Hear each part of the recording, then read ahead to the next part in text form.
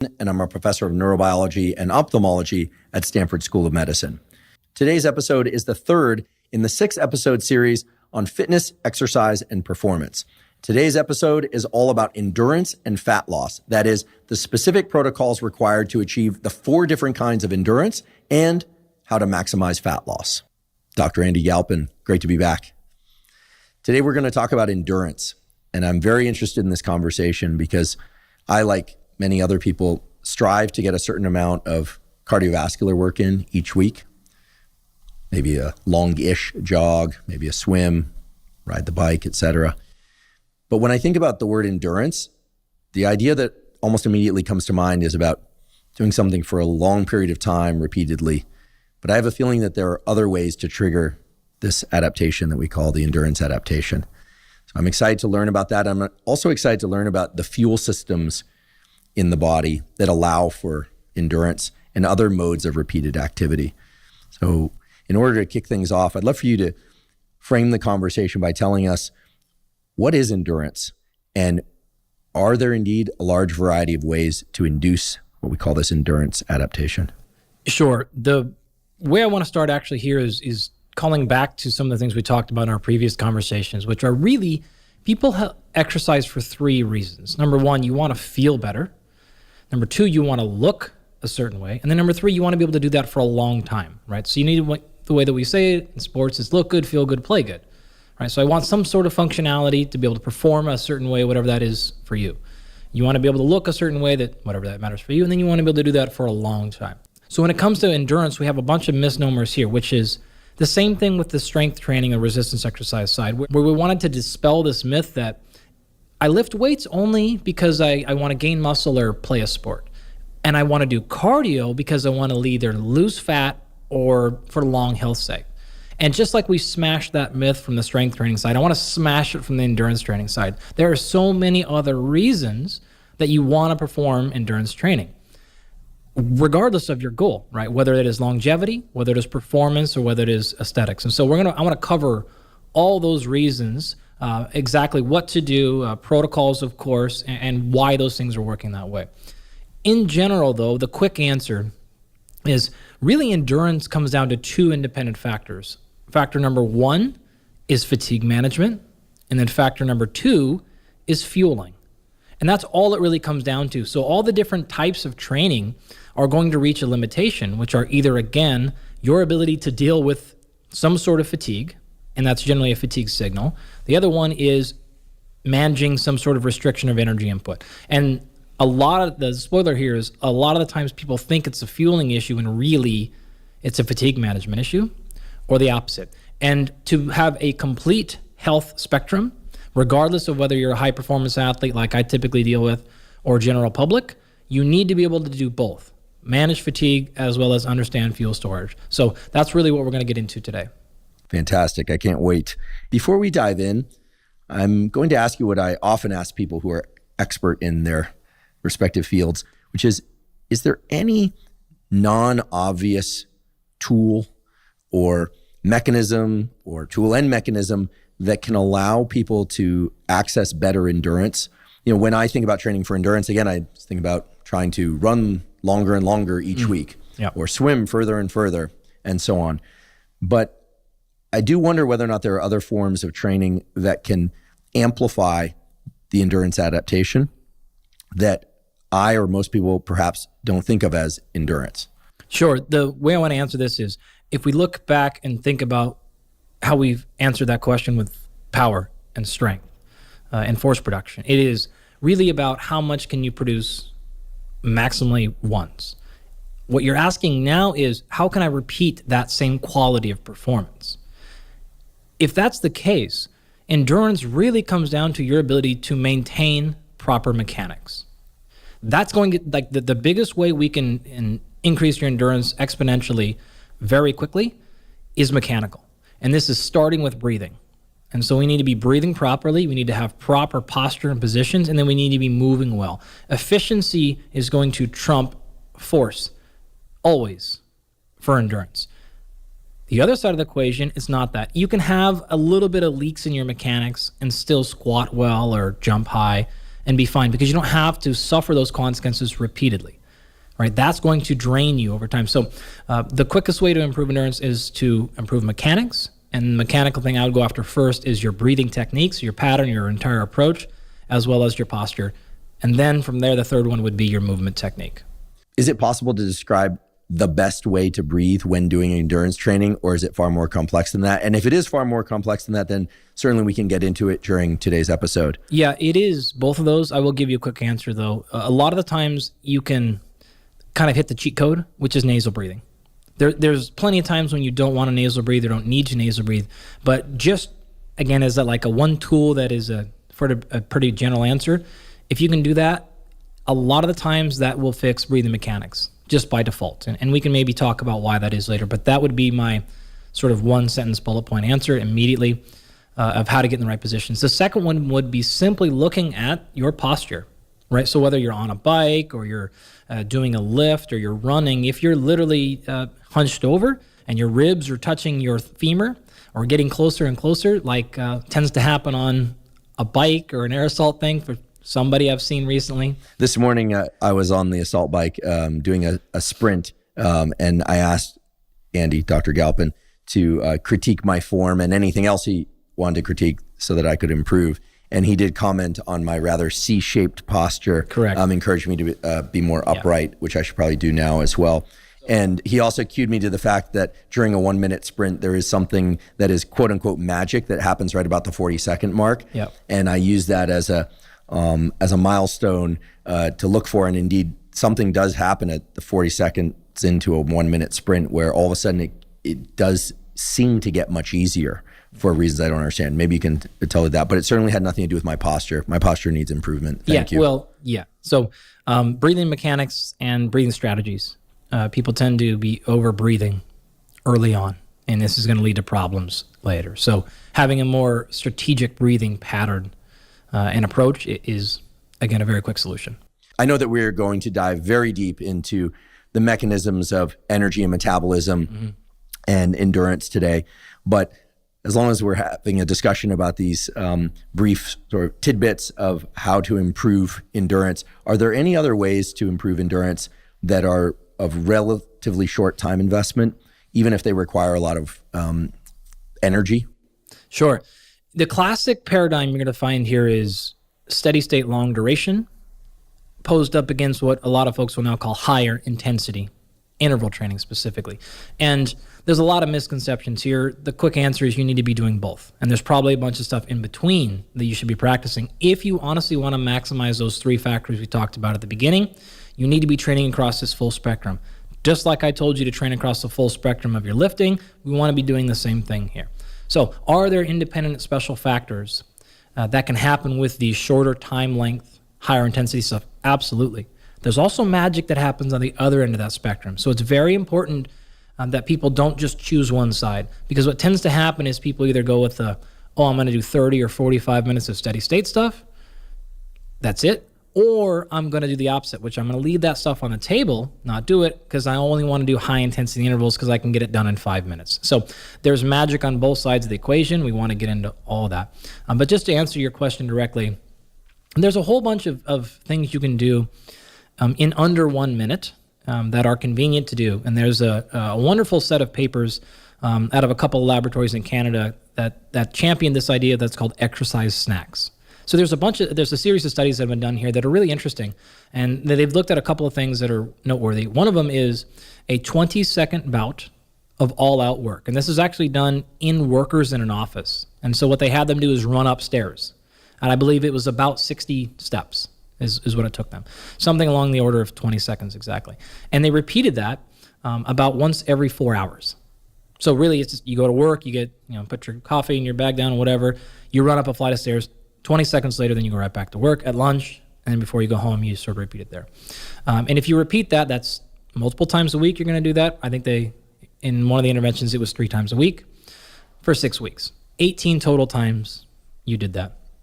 And what you'll see is a noticeable improvement, and this is statistically significant, improvements in cardiorespiratory fitness, specifically VO2 max, as well as a number of cognitive benefits, work productivity, etc. That can happen in as little as 20 seconds. You don't have to go to the gym. You don't have to shower. You don't have to do anything like that. Just find the stairs, run up and down them a few times. Now, you may have noticed, you actually sort of caught me yesterday. I did that right here, right? We had a little bit of a break. I was feeling an energy lull.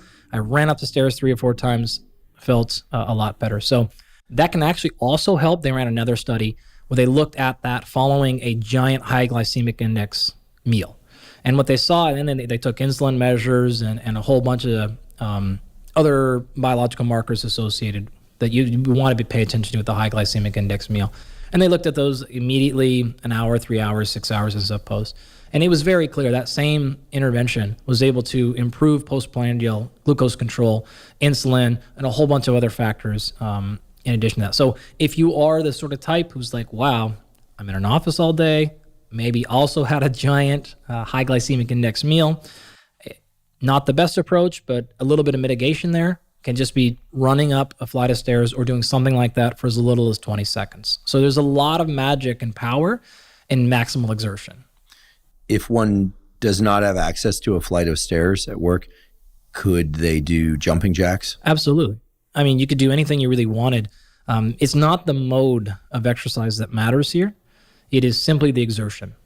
You just get up as hard as you can. You could do burpees. You could do any number of things. You could sprint down your road, down the hallway, back and forth. The mode is just something that was easy for the scientists to control. And X number of steps, people could do it. You're not going to fall, hurt yourself, things like that. Just to remind me, it's once every 4 hours, 1 minute of all 20 out. seconds. Oh, 20 seconds, excuse me. 20 seconds of essentially all out exertion. Yep. While remaining safe, not going so fast up the stairs or doing jumping jacks so And fast. certainly not down the stairs. Up the stairs, please. Right. Escalators don't count. Well, I suppose they count if they're, if you're moving, if you're not remaining on the same steps. In fact, in an airport recently, I saw somebody walking against the conveyor while talking on the phone while waiting for their flight to take off. And I thought it's genius, right? It looked a little awkward. Who cares? But it was I have looked awkward cool. in every airport I've been in for the last 15 years for these exact reasons, doing wild stuff like that. Yeah, well, nothing's more awkward than not being able to walk to the end of the terminal simply because one isn't familiar with walking that far carrying a couple of suitcases. There you go. Yeah, that's the other fit test. The suitcase carrier in the airport. Oh, I love this. So once every 4 hours, 20 seconds. So maybe once when arriving to work, once 4 hours in, and then 4 hours. And most people are probably at work somewhere, 8 plus or minus 2 hours. Now, one thing I actually really want to make clear, because your audience is so incredible, they tend to be really excited about these protocols and they follow them exactly as written. That's not exactly how science works. So it doesn't necessarily have to be every 4 hours. It doesn't have to be 3 times a day. It doesn't have to be 20 seconds. They literally built that protocol because they're trying to replicate a real life scenario. Maybe you're in an office building, you're generally there for 8 hours. Let's see if you did one every sort of so if you want to do it 4 times a week, great. If you can do it only 10 seconds, amazing. You're probably going to get the same benefits. Those are not the details to pay attention to. The detail to pay attention to is every so often, multiple times a day, try to get your heart rate up really quickly. Doesn't require sweating, doesn't require anything else. There's no warm-up associated with it. Again, you need a minute break in between meetings or whatever, and you can sprint up them. I do this all the time in my house. When you have those days when you're on like 7 straight hours of Zooms, etc., you can get out of 20 seconds. I run to my garage, which is over there. I hop on the air bike, and I will just smash out 30 seconds as fast as I can, and then walk right back in. Love it. Yeah. I'm going to start. Yeah, just also, you can just put one of those things, which I do also, just put one in your office and hop over right over there. The whole entire thing now literally takes 23 seconds. Before we begin, I'd like to emphasize that this podcast is separate from my teaching and research roles at Stanford. It is also separate from Dr. Andy Galpin's teaching and research roles at Cal State Fullerton. It is, however, part of our desire and effort to bring zero cost to consumer information about science and science-related tools to the general public. In keeping with that theme, we'd like to thank the sponsors of today's podcast. Our first sponsor is Momentous. Momentous makes supplements of the absolute highest quality. The Huberman Lab podcast is proud to be partnering with Momentous for several important reasons. First of all, as I mentioned, their supplements are of extremely high quality. Second of all, their supplements are generally in single ingredient formulations. If you're going to develop a supplementation protocol, you're going to want to focus mainly on using single ingredient formulations. With single ingredient formulations, you can devise the most logical and effective and cost-effective supplementation regimen for your goals. In addition, Momentous supplements ship internationally. And this is, of course, important because we realize that many of the Huberman Lab podcast listeners reside outside the United States. If you'd like to try the various supplements mentioned on the Huberman Lab podcast, in particular supplements for hormone health, for sleep optimization, for focus, as well as a number of other things, including exercise recovery, you can go to Live Momentous, spelled O-U-S, so that's livemomentous.com/Huberman. Today's episode is also brought to us by Levels. Levels is a program that lets you see how different foods and activities affect your health by giving you real-time feedback on your blood glucose using a continuous glucose monitor. Many people are aware that their blood sugar, that is their blood glucose level, is critical for everything from fat loss to muscle gain to healthy cognition and indeed aging of the brain and body. Most people do not know, however, how different foods and different activities, including exercise or different temperatured environments, impact their blood glucose levels. And yet blood glucose is exquisitely sensitive to all of those things. I first started using Levels about a year ago as a way to understand how different foods, exercise, and timing of food relative to exercise and quality of sleep at night impact my blood glucose levels. And I've learned a tremendous amount from using Levels. It's taught me when best to eat, what best to eat, when best to exercise, how best to exercise, and how to modulate my entire schedule from work to exercise and even my sleep.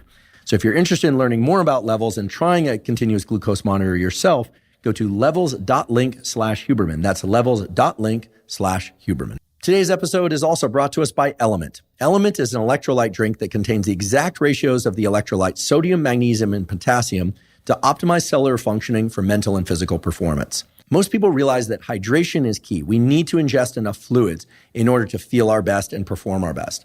But what most people do not realize is that the proper functioning of our cells and nerve cells, neurons in particular, requires that sodium, magnesium, and potassium be present in the correct ratios. Now, of course, people with prehypertension and hypertension need to be careful about their sodium intake.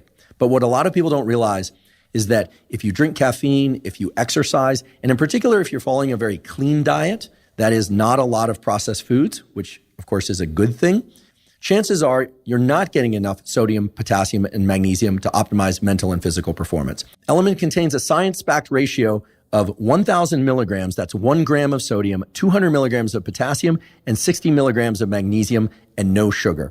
If you'd like to try Element, you can go to Drink Element, that's lmnt.com/Huberman, to get a free Element sample pack with your purchase. Again, that's Drink Element, lmnt.com/Huberman, to claim a free sample pack.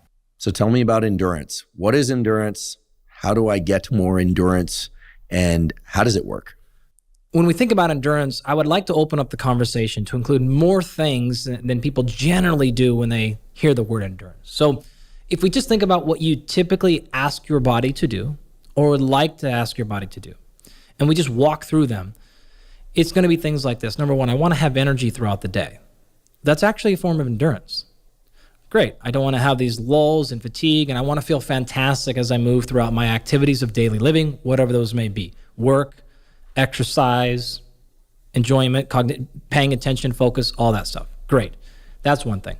Another thing you want to ask your body to do is, I want to be able to repeat some small effort in a muscle group and feel great about that. This is what we generally call muscular endurance. So this is something like, I want to be able to walk up those 10 flights of steps and my quads aren't burning at the end of it, right? Or it even gives me energy. Another thing you'll want to ask your body to do is to be able to perform a tremendous amount of work for a longer period of time, something in the realm of 20 to 80 seconds. So this could be something like if you're surfing and you've got to paddle extremely hard for a minute to get on top of a wave, or you're out riding your bike and you need to be able to get up a hill and it's a very steep hill. These are going to take maximal effort for some small amount of time, and then you'll get back up there. We tend to call that maximum anaerobic capacity, so that the max amount of work you can perform at a high rate for some amount of seconds to like maybe a minute. Past that is your ability to repeat an effort kind of like that for something like 5 to 15 minutes. And the example would be run a mile, right? Some interval like that, which is a longer distance, right? That is going to be your maximum aerobic capacity. Okay? Another thing you're going to want your body to do is what we call sustained position. So this is, you want to be able to sit in your chair at work and have perfect posture for 20, 30, 40 minutes, right? You want to be able to stand in line at a grocery store for 15 minutes and not have a breakdown in posture. So you want to be able to maintain position when you're riding your bike, you're not collapsing, you're doing any of these activities, and you don't get hurt or lose efficiency simply because you couldn't sustain basic positions, all right? And whatever those shapes and positions need to be. Okay. And then the last one is a maximum distance. So you want to be able to go for a longer hike or have just a long day at Disneyland for whatever it needs to be and feel great at the end of it, right? So the goal with all of these things is not can you just do them, but can you do them and then you feel good afterwards. So we're back in a right position where they give you energy, you feel good about it, and it's not just something you had to do and you regretted and you felt awful. So those are the factors I think about when someone says, I want better endurance, is I want to walk backwards and say, okay, when you say endurance, what do you mean? And that's generally the things I've come across as if you can handle all of those things, you're going to feel like you're in fantastic shape. You're going to feel your recovery is going to be excellent and your physical performance in the gym or in any of the sporting activities you do will be enhanced. Given what you told us a little bit earlier, that endurance really reflects fatigue management and energy production, how do each and both of those things relate to endurance at a mechanistic level? Sure. I mean, really what I'm asking is, what is fatigue management and what is energy production? In order to do that, it's important that we understand all of those functional capacities that I just talked about. They all have different points of failure. Okay, so in order to then work backwards and say, well, how do I optimize my performance in all those categories? We need to go through each one and figure out, well, where am I failing? Some of them are going to be failing because of fatigue management, and some of them will be failing because of energy production issues. So if we walk through a little bit of how we make energy and how we handle fatigue, then we're going to have a better understanding of exactly what to do for each one of these categories if you feel like one of them in particular is worse for you or lagging behind, or if in general you just want to improve all of them. All right, now I'm going to make a little bit of a 90-degree turn here. I'm going to do it with strategy though, I promise. And I want to ask you a very simple question. How do you lose weight? I was taught that the calories in, calories out, thermodynamics of energy utilization governs most everything. That is, if I'm ingesting less caloric energy than I burn, then I'm going to lose weight. And if I'm ingesting exactly as much as I burn, I'll maintain weight. And if I ingest more than I burn, then I'll gain weight. Sure, that is the approach you would take. What I'm asking really is, how are you actually physically losing the weight? So my understanding is that we have different fuel sources in the body: glycogen, which is stored in muscle and liver; body fat, which is stored in mainly white adipose tissue, and which is subcutaneous and around our organs, intravisceral fat; and that we can also use protein as a fuel. And then, as I recall, there's also a phosphocreatine system. And I think you're going to tell me that each of these systems is tapped into on different timescales and perhaps according to different levels of exertion. And I'm certain that what I just said is not exhaustive, but hopefully it is most or entirely correct. Pretty correct. What's that got to do with fat loss? At some point, body fat stores, adipocytes, fat cells, are going to start liberating fat as a fuel source. And the stimulus for that, I'm assuming, is going to be that other fuel sources are either depleted, or that the energy and metabolic systems of the body, I don't want to say decide because they don't have their own consciousness, sure, but are signaling in a way that registers that body fat would be the optimal fuel source given how long or intensely a given activity has been performed. Okay, we have some stuff to clean up there, but we're still not really answering the question. How am I actually losing that body fat? How is it actually leaving the body? Correct. My understanding is that it leaves the body through respiration. Aha. So now we have some interesting things to talk about. How am I actually losing fat via respiration? What the hell does that even mean? How is something that occupied this physical space on the side of me leaving my body through my mouth? And there's a very clear answer there, right? Which I'm sure you're queued up to. when you take a breath in, you're generally breathing in oxygen, O2. There's some other things, but we'll just stick to oxygen. When you exhale, you're breathing out CO2. The difference between those two is that carbon molecule. Well, one of the things that's important to understand here is all of your carbohydrates, which is that word itself is a carbon that has been hydrated. So it is a carbon molecule attached to a water molecule. It is a simple chain of carbons. Your fat molecules are also chains of carbon. All of metabolism really, in terms of energy production, is simply trying to figure out a way to break those carbon bonds. As a result, we get energy from that. We use that energy to create a molecule called ATP, which is the central source of energy for any living being, right? That carbon is then floating around in free form, which is bad news internally. So we've got to figure out a way to get that carbon out of our system. So all of energy production, all of fatigue management really comes down to this core issue of how are we handling carbon and how are we moving it around the body? And so what we do is we do this sneaky thing. So another question I like to ask people is, why do we breathe?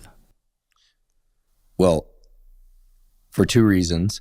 To bring oxygen into the system and to offload carbon dioxide. But the neural trigger for breathing is when carbon dioxide hits a threshold level in the set of neurons in the brainstem and elsewhere, activate the phrenic nerve or the gasp reflex or a combination of things, and we inhale or inhale. Right. So a reduction of oxygen intake generally doesn't stimulate ventilation unless you're at altitude. Then that sort of changes, right? In general, it's an elevation in CO2 that's going to stimulate breathing out. The only reason you bring in O2 for the most part is to get rid of the CO2.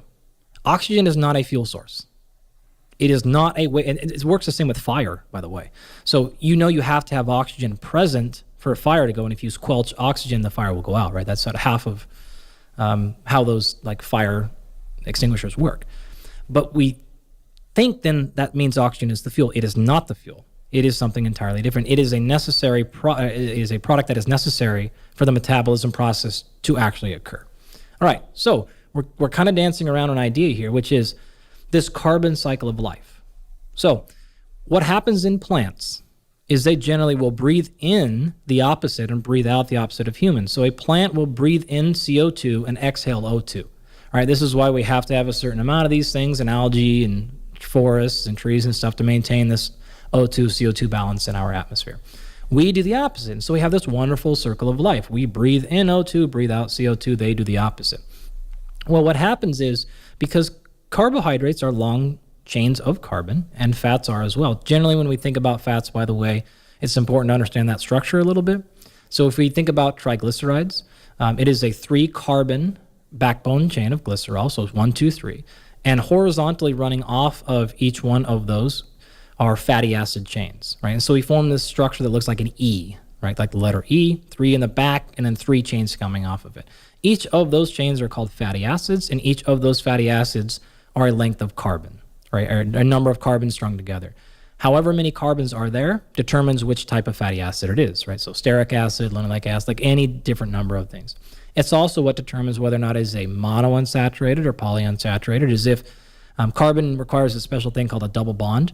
So if there's a double bond across every carbon and carbon, then they're all fully saturated and you're great. If there's any of them that are not double bonded, in fact, an example, if there is one that doesn't have a double bond, that is now called monounsaturated. And if there are many, it is called polyunsaturated. So there's pros and cons to all of these things, right? In either case, we're still talking long carbon chains. So what a plant will do is bring in carbon. And then it has this wonderful ability to use energy from the sun called photosynthesis. And it can take those carbons that it inhales and use the energy from the sun to form a bond. Now, in our prior discussion when we were going over hypertrophy, we talked about the energy that was required to go through protein synthesis. That's because forming a new atom or a new bond between atoms oftentimes takes energy. In these cases, it does. The same thing happens here. So if a plant does not have oxygen or does not have carbon dioxide in the air, it has no fuel. Basically, think about it as that's what it eats. It needs to get nitrogen from the ground and the soil, just like we need to get nitrogen from our protein. But fuel-wise, it needs to get carbon dioxide. Then it needs sun to give it energy so that it can actually form that bond, right? That's what it's getting its fuel from. All right. So if we think about a classic plant that produces either a starch or a fruit, Here's what happens. It inhales that carbon and then it starts packing it away. Now, in a root vegetable, what it does is it stores those things together. And if we store that thing and we grow a fruit at the bottom of it, we tend to call those things starches. All right? It's going to then take the carbon that is packed away in its root and send it up the tree. And it's going to actually do that by breaking it down into a smaller form of carbohydrate that we tend to often call things like sucrose and glucose. It'll ship that up the tree, it'll go out to the leaves, and it'll convert it into the fruit. And it's going to eventually transform that stuff into smaller carbon things called fructose.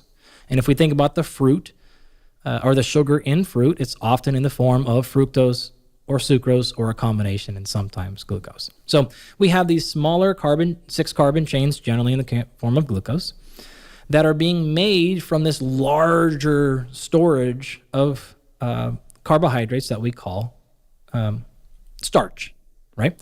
So it's packed in together. Your body does the exact same thing. So if it's a potato and it has a whole bunch of glucose packed away, we call it starch. If it's in your quadricep and we pack about a whole bunch of glucose away, we now call it glycogen. If it's in your blood as that 6 carbon chain, we call it glucose. If it's in the tree and in the fruit, we call it fructose. Right? Those are different molecules, but that's effectively the same thing happens. So the biology, or the chemistry is almost identical. It just runs in the reverse order. And that's why, again, tubers and potatoes and stuff tend to be starches, and fruits tend to be glucose, fructose, and sucrose. So we have this wonderful circle of life. The plants can survive on just breathing in the CO2 and then getting the energy from the sun. We don't have that ability, at least to my knowledge, to run through photosynthesis. So the only way we can get carbon into our system is to actually ingest carbon, which means we have to eat the starch, the fruit, the animal, some other form of stored carbon to get that into our system. We then pack that away. We put the carbohydrates, as you mentioned earlier, either in our liver, our blood, or in our muscles. We put the fat generally in adipose tissue. We'll put a little bit in muscle cells as intramuscular triglycerides, and then the protein we'll use as structure, right, to do different things. We don't like to use protein as material or fuel. It's better used as structure. And what we have to do then is, if all of a sudden we realize that storage is getting too much in our body, in other words, we're gaining too much weight, we have to figure out how to get the carbons out of our body. And that is metabolism, right? Anytime we're trying to break a carbon bond so that we can get energy to make ATP, that's going to release the carbon out of our tissue into the blood. We have to bring in oxygen to bind that carbon molecule to make CO2 so we can exhale it and put it back into the atmosphere.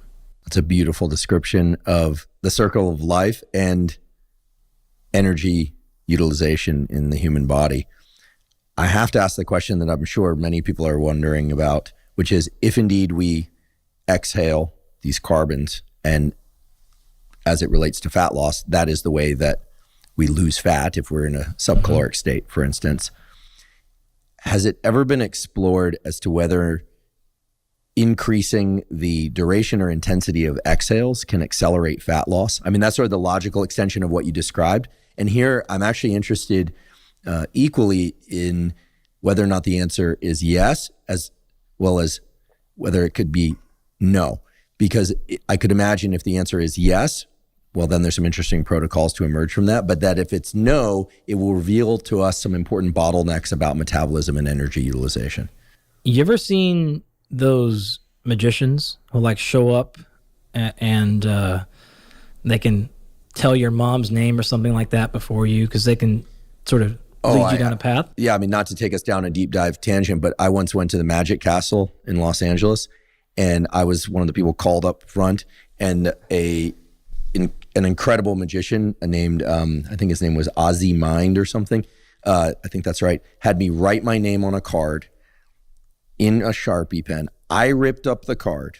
I ripped it up. I put it in my pocket. And at the end of the 10 or 15 minute bout of him doing a bunch of other tricks, he asked me to look in my right shoe, and under my foot in my right shoe was that card intact. Yeah. And it was no longer in my pocket. And I swear on my life, I wasn't a collaborator with him. Yeah. And to this day, it still gives me chills because I I don't know how, magic. Yeah, right. Magic. Well, the reason I say that is I've given that little spiel that I just gave you countless times in my classes. And I would say 99% of the time, as soon as I stop, the very first question is, so can I just like do a bunch of exhales and lose fat? Which is wonderful, because I was really hoping you would do that, and you rolled right into my trap. Right? You landed perfectly. So I look like a magician over here. I feel like I should look in my right shoe right now. No, I asked the question because it's the logical extension of what you laid out, but I know biology to be both diabolical and cryptic, but also exquisite in the way that things are arranged, and you don't get something for nothing. There are no free passes in physiology. That's the saying. No free passes. The answer to your question is yes. 100% yes. In fact, that is the only way to go about it. You have two options. You can ingest less carbon, or you can expel more carbon. People always say calories in, calories out. It's really carbon in, carbon out. That's what a calorie is, right? Calorie is the amount of energy we get per breaking a carbon bond. So it's really less in, more out. Less in is fairly obvious, whether that comes in any form. And by the way, this is exactly why the percentage of your intake coming from fats or carbohydrate, it doesn't really matter that much. If you look at fat loss, clinical trials, you guys may have covered this when Lane was in here. I'm sure like this is something he talks about a lot. It doesn't matter. It's irrelevant because it's not about that. There's nothing magic in those things. They are different and they have different physiological responses. Everything is different, right? No doubt. But in general, it's just simply about carbon intake. Turns out fat has a lot more carbons per mole than carbohydrates do. So there's more calories per mole in there. So if the physical amount of fat needs to come in as a smaller amount, physical amount of carbohydrates will come in as a larger amount, but you can play any number of very high carb, low fat. What matters? Total calories, right? Again, it's not like the only thing that matters, but you know what I'm saying? Sure. Some percentages in the way can go. Fat loss works fantastic. High fat, low carbohydrate. Why do all these things work? Because it's not about that. It's about total intake of carbon, total expel. So absolutely, can you lose fat by simply exhaling more? In fact, that is exactly what you did this morning. When I hopped on the Airdyne bike when you did anything, right? The question is, can you think of a scenario in which you could have a bunch of increased rates of exhalation that helps in fat loss? Sure. I can think of a lot of things that will stimulate increased rates of exhalation. One thing could be simply going, right? And so the question is like, can I literally do some breath protocols where I force exhale and lose fat? And the answer is yes. But what happens?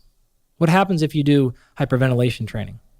Well, my lab studies cyclic hyperventilation as one of our many deliberate protocols. And one of the most prominent things that one observes is that levels of adrenaline increase very quickly. Extremely quickly. People feel jittery, anxious, stressed, and unless they are consciously trying to anchor their thinking about what that means and the benefits that to persisting, typically they abort the cyclic hyperventilation protocol really quickly. Within seconds, right? You will feel tingling, sweating, all kinds of things. You're hyperventilating, right? And we could talk ad nauseum about how that changes everything from adrenaline to focus to a whole bunch of things. So unfortunately, a strategy of sitting around, just exhaling more than you inhale, technically helps you lose more fat, but it's not going to last very long. So then the question is, well, how do I get into a situation or a scenario in which I can increase my rate of expiration where I'm not going to pass out and I'm not going and altering hypocapnia and hypercapnia issues? Any idea of a situation in which you would have an enhanced rate of expiration without worrying about passing out? Sure. Steady state exercise. Or not steady state exercise, lifting weights, intervals, moderate training, repeated, any of these things. They all work equally for fat loss because all they're doing is increasing respiration rate. They're saying increased demand for energy, increased exhalation. That's the trick here. And when you equate these things to that, they have equal success in fat loss. It doesn't matter, theoretically, where you're getting it from. And so when we get into this idea of, well, what are the best training strategies for fat loss? It doesn't matter which one of these tactics you pick, as long as you maintain a consistent adherence over time. because of this exact fact. It doesn't matter if you're burning quote unquote fat in the exercise session or if you're burning carbohydrates in the exercise session. It is totally irrelevant to your net fat loss over time. Okay, now there's some significant misconceptions there about what I just talked, and I would love to come back and walk through that in more detail, but that's the main take-home message here. It won't matter what's coming in and it won't matter what's coming out, because in either case, it is the same rate of oxygen in and CO2 out. That's the key metric. And hopefully this helps a lot of people have some relief, because they're like, man, you're so tied up on what is the exact protocol for training for optimizing fat loss. What's the exact nutritional intervention I need for fat loss? And then you wonder why all these different diets can work effectively, and wonder why all these different training protocols. And now surely you know somebody who lost a bunch of weight and the only thing they did is they just started running. There was no advanced protocol. They just started running and they ran 5 miles every day. That works. And then tons of people who tried that and didn't lose anything. And lots of people who went to, I went to cardio kickboxing class, lost weight. Oh, I just started doing intervals on my, why? Mysteriously, you do all these things work. Some spidey sense has to be going off in your brain where there has to be something linking these things. And what's linking it is simply carbon exchange. So put yourself in a position in which you are exhaling more than you are inhaling without passing out. The other problem is if you were to simply do a breathing protocol, while the rate of exhalation would go up, after that you would correct and go in the opposite direction. So that's the problem, is your net carbon output over the course of the day is not going to change unless you increase the demand for energy. And that's how you get into that negative state. Along these lines of exhaling carbons as the route for fat loss, it makes me wonder whether or not increasing lung capacity is possible. I'm guessing the answer is yes. Yep. And whether or not increasing lung capacity is a good goal en route to enhancing fat loss. Essentially what I'm asking is, if you can offload more CO2, aka carbons, per exhale, are you a more efficient fat loss machine? It's a wonderful thought, and the answer would be no. Not something you need to worry about, because if you were to exhale more carbon than actually needed, now we're in a state of inefficiency. You're burning way more energy than needed to do your activity. The heart has a metric called cardiac output. This is in science, we abbreviate this as Q for some odd reasons. It's either CO or Q. And cardiac output is heart rate multiplied by stroke volume. So it's how many beats per minute you're having as well as how much blood's coming out of it. So cardiac output is actually very specific to energy needs. If you try to work around that, it's just going to adjust itself. So what I mean by this is, if you were able to increase your stroke volumes, the amount of blood coming out per pump, you would automatically adjust to reduce your heart rate so that you keep cardiac output exact to energetic demands. So you're sort of pushing one end of the spectrum, but your body will pull the other one back to keep you at that exact same neutral level. So if you think about cardiovascular adaptations to endurance training, and any type of endurance training, a common thing people will understand is resting heart rate. And so what that number is just how many beats per minute you're having when you're sitting here doing nothing. A very positive adaptation is a lowering of that resting rate over time. As general numbers, what you will hear is people will say things like a normal resting heart rate is between 60 to 80 beats per minute. And, if any of the things I've talked about with the individuals I work with, I don't work with anybody with disease. Just to clarify that. I don't do anything with disease management, treatment, anything. It's always about people who are in a good spot, who want to optimize or get to the next level, whether this is professional athletes trying to peak for physical performance, or the folks in our rapid health optimization program that feel good. Again, it's not disease stuff, and they want to feel incredible. One of the metrics we're going to pay attention to is this resting heart rate. So here's what happens. As you improve your endurance, your resting heart rate will go down. If I see somebody over 70 beats per minute, unless something's going on, you're not physically fit. Regardless of whether or not that is quote unquote within the normative values, I want to see everybody sub 60 beats per minute or close, right? That is not a difficult thing to really get to for most people. So if you train a lot, regardless of how you train, intervals, steady state, doesn't matter, that resting heart rate will come down. But since energy demands at rest haven't really changed, cardiac output stays the same. So what happens is stroke volume goes up. So literally, like we trained your quadriceps on the leg extension machine to get stronger, so you can produce more force per contraction, the heart will do the exact same thing. And so as you're able to get more of the blood out of your heart per pump, the heart realizes, I don't need to pump as often. So that's the compensatory adaptation, which is saying, hey, look, I don't need to beat 60 times a minute. I now need to beat 55 times a minute because I'm getting the same amount of blood out per pump. Chill. And this is why your resting heart rate goes down, your resting stroke volume goes up, but your cardiac output is identical. So that's not a good metric of fitness. It's going to stay the same. Cardiac output will only adjust per energetic changes, right? Energy requirements in the acute moment, right? How much do I need? Go, which is going to be determined by ventilation, right? How much air am I bringing in and putting out? That's going to determine cardiac output, and that's going to determine where we're at. If you were to do like a sub-maximal exercise test, when you were unfit to when you're fit, or when you're fit to where you're super fit, at sub-max, you're going to see the same thing.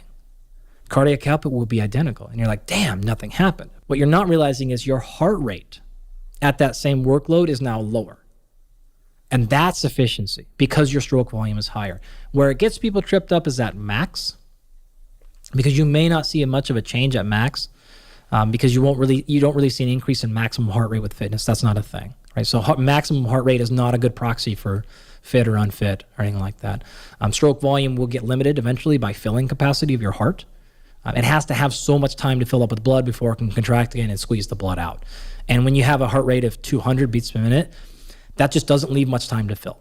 And so it won't really push you past that. So don't worry about trying to increase your maximum heart rate. That's not necessarily a good thing, and it won't really change. But your cardiac output will, because stroke volume will be higher.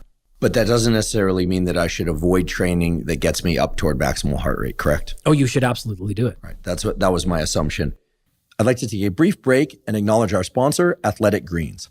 Athletic Greens is a vitamin, mineral, probiotic, and adaptogen drink designed to help you meet all of your foundational nutritional needs.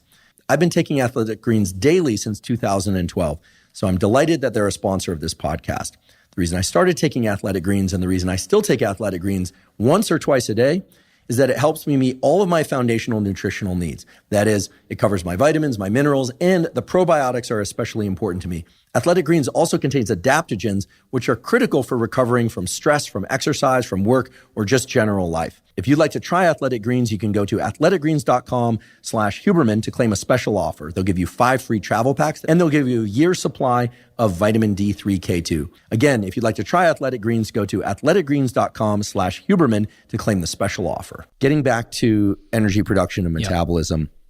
So we've got these different modes of moving energy, but making and breaking energy bonds in the body, moving energy into different tissues and out of different tissues, and indeed out of the body through exhalation.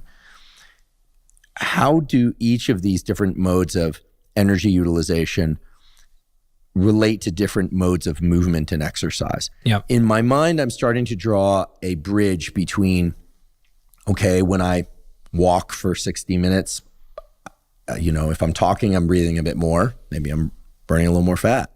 After all, speech is a modified exhale. And amazing. If I'm sprinting, breathing differently. And if I'm, doing a 30-minute quote unquote, moderate jog, I'm breathing differently. So you've beautifully illustrated this bridge between energy production and utilization and carbon dioxide offload through exhalation. What are some of the specifics about energy utilization according to different modes of exercise? And if we could better define modes of exercise or types of exercise that trigger specific adaptations, I think this is where the bridge will move from being a mere line to a real structure. Yeah, absolutely. I want to lay one more foundational piece, and then it's going to be much easier to understand the limitations I put on some of these training protocols, as well as the lack of limitations. Okay, so it's really, really important. The way I want to start this is we have this foundation now of carbon and basic energy production. That's not to say there's no difference. There is, and that difference is important. But maybe we can answer the question from earlier, which is actually something you asked me this morning when we were exercising. You're like, training fasted, right? Does training fasted enhance fat loss? And the logic is sound. If I don't have any fuel, then I should be burning more fat. Therefore, I should be losing more fat. It's sound. It's not true. It is this great idea. It's one of these classic things in science and exercise physiology where you're like, sounds good. Turns out it's not. It's actually a pretty gross misunderstanding of metabolism. So it's not to pick on that topic. I don't really care about that topic, but it's a common question. It also gives me an opportunity to just tell you more about metabolism. So here's what happens. You are breathing in O2 and breathing out CO2. However, the ratio to that is what we call the either RER, respiratory exchange ratio, or RQ, respiratory quotient. And I'm not going to differentiate those two. They're not the same thing, but we're going to skip past that for now. As you begin to increase exercise intensity, the percentage of O2 to CO2 rises in the favor of CO2. So you start breathing out way more CO2 than you are breathing in O2, right? And so if we were to look at that number, what's the relationship? It goes up.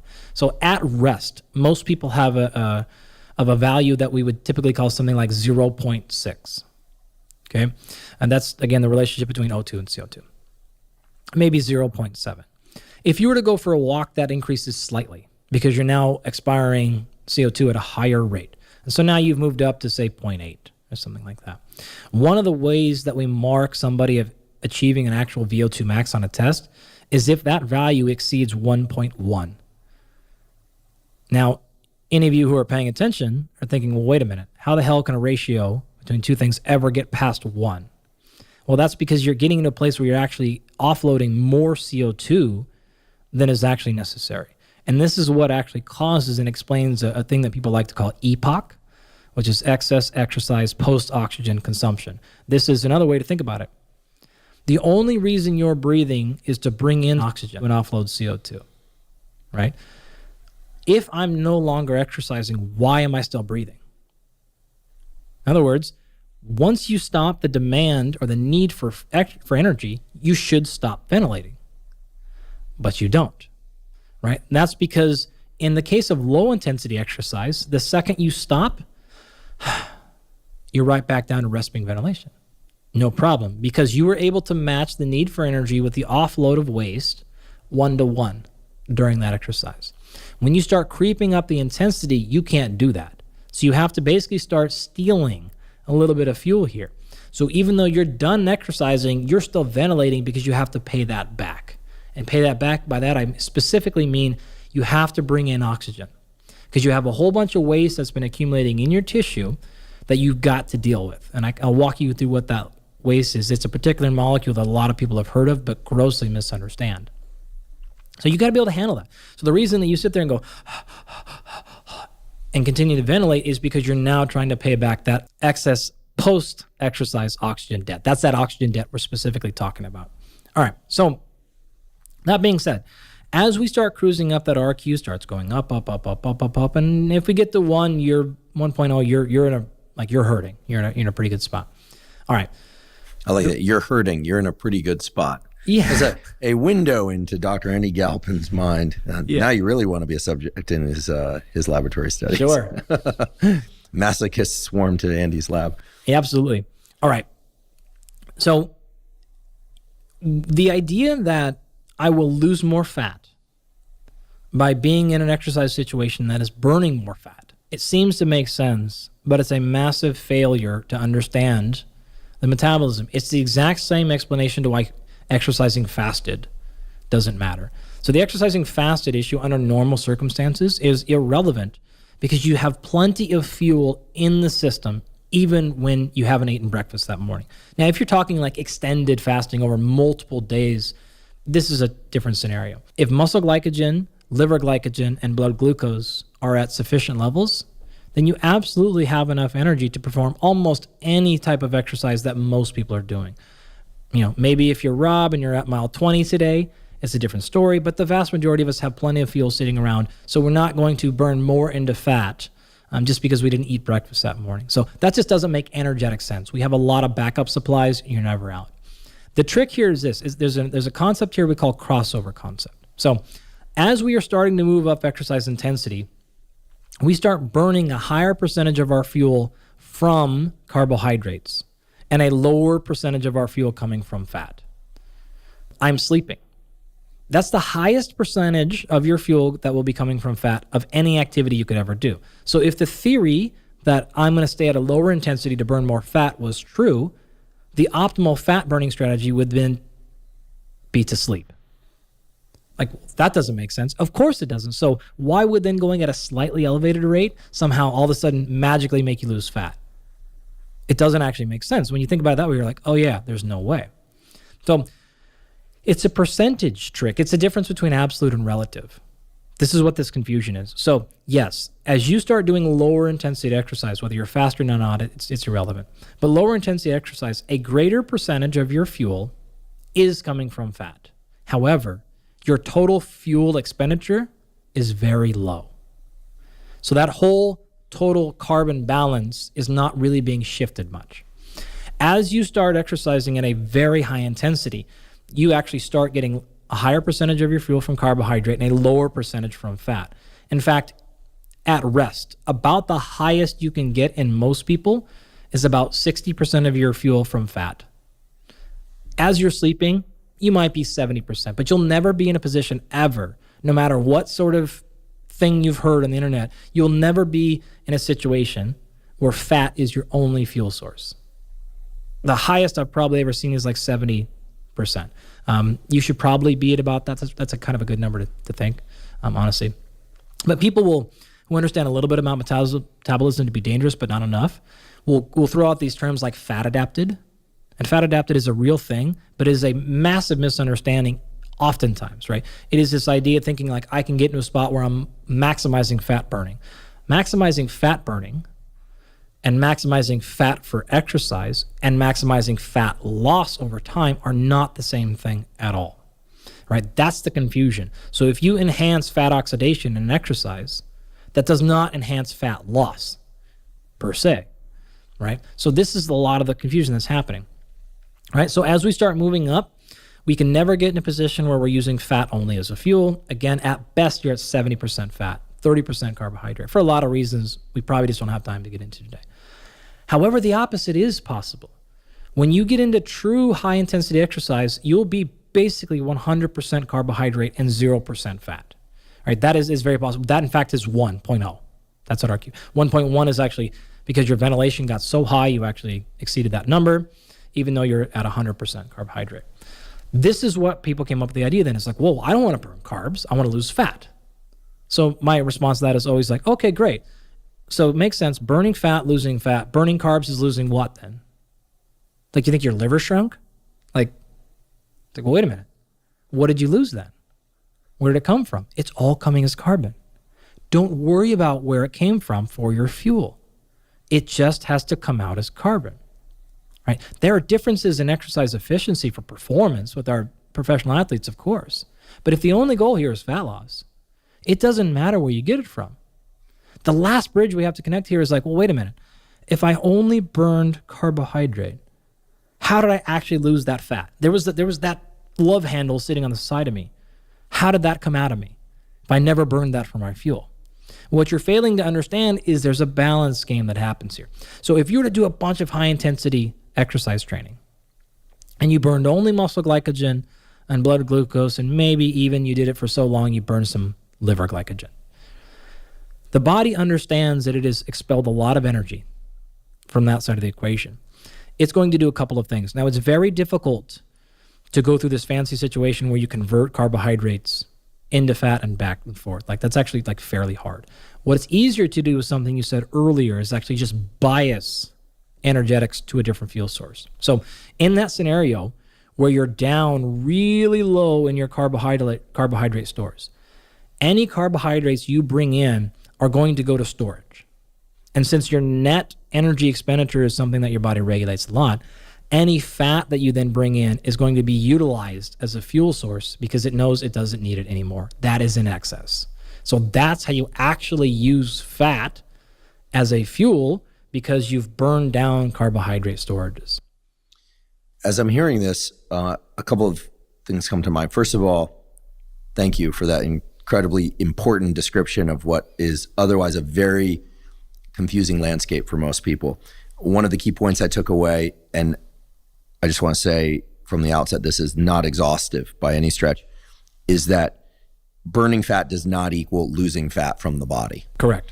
And then burning fat has to be divided into burning of body fat stores, and we need to distinguish that from burning of dietary fat that is brought in. Correct. Oftentimes people don't disambiguate those. Correct. Right?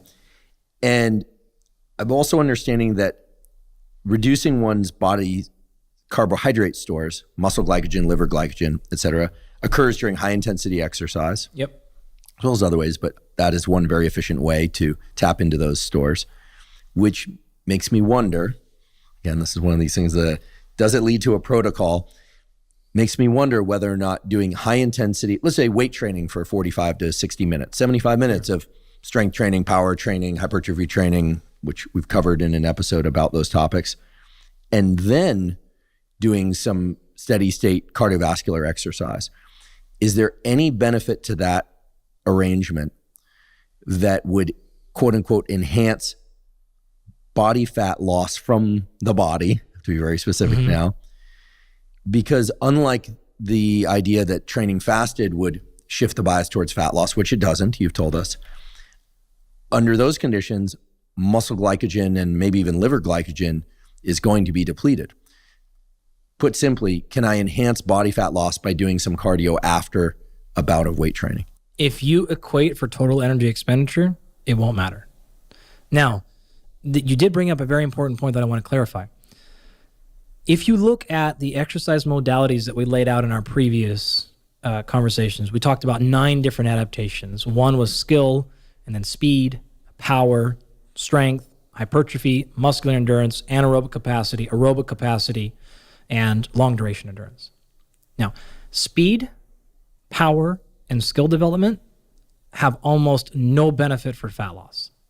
Because remember, those are low weight, a lot of rest, and low volume. They're not really going to be helpful. You can make a little bit of a case for strength, a little bit, but the total energy expenditure for strength training, even if it's an hour, if it's truly strength training, it's fairly low. Because the repetitions are in the 1 to 3 range. That's exactly, it's not enough for total work. So if you're trying to develop a protocol that sort of optimizes fat loss, what you want to do, you were close, in my opinion, is do a combination of something in the hypertrophy / muscular endurance strength training realm. Okay, so 6 to 30 repetitions. Something like of that. Resistance training. Great. Deplete muscle glycogen, maybe even a bit of liver glycogen. Maybe a little bit, depending on if you're doing it for a long time, but probably not a noticeable amount. Okay, so an hour of hypertrophy type training. If you're training hard with low rest intervals and you really did an hour, you would for sure get there. But most people don't. Is that the reason why I crave large bowls of oatmeal and rice after I do weight training? Yeah, I want to replenish muscle glycogen. Totally, right? Then you maybe do a little bit of very high intensity, maximum heart rate, well over VO2 max, hard as you can for 20, 30, 45, 60 seconds, something like that, with some recovery, a lot of recovery, and repeated. And that's going to do a great job of deplenishing muscle glycogen, right? If you do that long enough, you'll get the liver, but again, most people don't because it's really, really hard to go that hard. So liver is sort of last resort. Yeah, basic mechanics here, which we'll actually get into as our like third segment here, is energy production comes from the local exercising muscle first and foremost from phosphocreatine and carbohydrate stores, right? And so again, and we store it in the muscle, we call it glycogen, right? It's your first line of defense. If you need glucose outside of that, you're going to start pulling it from the blood. But one of the things, your body regulates a handful of things over almost everything: blood pH, blood glucose, blood pressure, and electrolyte concentrations. Like, it really does not want to mess with those things at all. It will change almost anything else in the body to keep those things standardized, right? You generally, because you need all those things for your brain to work, and your brain will stop working, right? If you lose blood pressure, it won't go up there. pH changes, you can't run metabolism. Electrolytes change, you can't think. And glucose is a primary fuel source for the brain. It's going to be a problem, right? So if that number starts to come down because you're grabbing glucose out of the blood, your liver is going to then kick in. It's going to break down its glycogen to put glucose into the blood to keep the blood number the level. In fact, one of the things you'll see is blood glucose concentrations rise during exercise. They don't fall. In fact, they rise as an anticipatory state. If you train a lot, your blood glucose will start going up before you start moving. It knows it's coming, right? So you can play that game. You can rob Peter to pay Paul for a long time until your liver runs out. And that's what actually is a bonk. And in terms of like long duration endurance stuff, you're talking many, many, many miles, several hours. Typically, we say, it's got to be over 2 hours before your liver starts to become a real problem, or it has to be tremendously intense because of those reasons. You have to burn through just a lot of energy before your liver starts to get into a problem. You can continue to train when your muscle glycogen levels are low. In fact, people say glycogen depletion in muscle, but it's generally a misnomer. And you are going to have tremendous signals of fatigue when that number gets lower than 75%. So people think that like their muscles are getting heavy. You're probably still 75% full. A lot of folks will quit around the 50%. The highest I've ever seen is like 95% true depletion. And that's in extremely high level cross-country skiers and like their deltoid. It gets very, very low. Some very talented runners will get fairly low in their quads. But the vast majority of folks, by the time you're 50% depleted, you're going to quit. It's going to be really, really challenging. So you're never really going to get that low. It's like a bit of a protective mechanism, right? But when your liver gets low, you're going to be shut down. And that's the case of if you've ever been to like a marathon and you've seen people run like 25 and a half miles and then they just like bonk, they go into like baby deer walking stance and then they collapse. And you're like, how are you mentally weak? Like you ran 26 miles and you can't run the last point. It ain't mentally weak. It is, if your liver is done, it's going to stop you because there's no more backup reserves. Muscle you can get away with, you can push through it. Liver will not let you go any farther. I find this fascinating because it makes me wonder whether or not the liver being depleted sends a neural signal to the brain. Oh, absolutely. Or the brain must register some signal like, I would like to be alive tomorrow. Thank you. Whatever is happening right now, stopping is going to be safer than continuing. Yeah. And so that stop signal is one that I think a lot of people, including myself, are intrigued by because we always think that it's related to willpower. Mm-hmm. But the brain needs to preserve itself.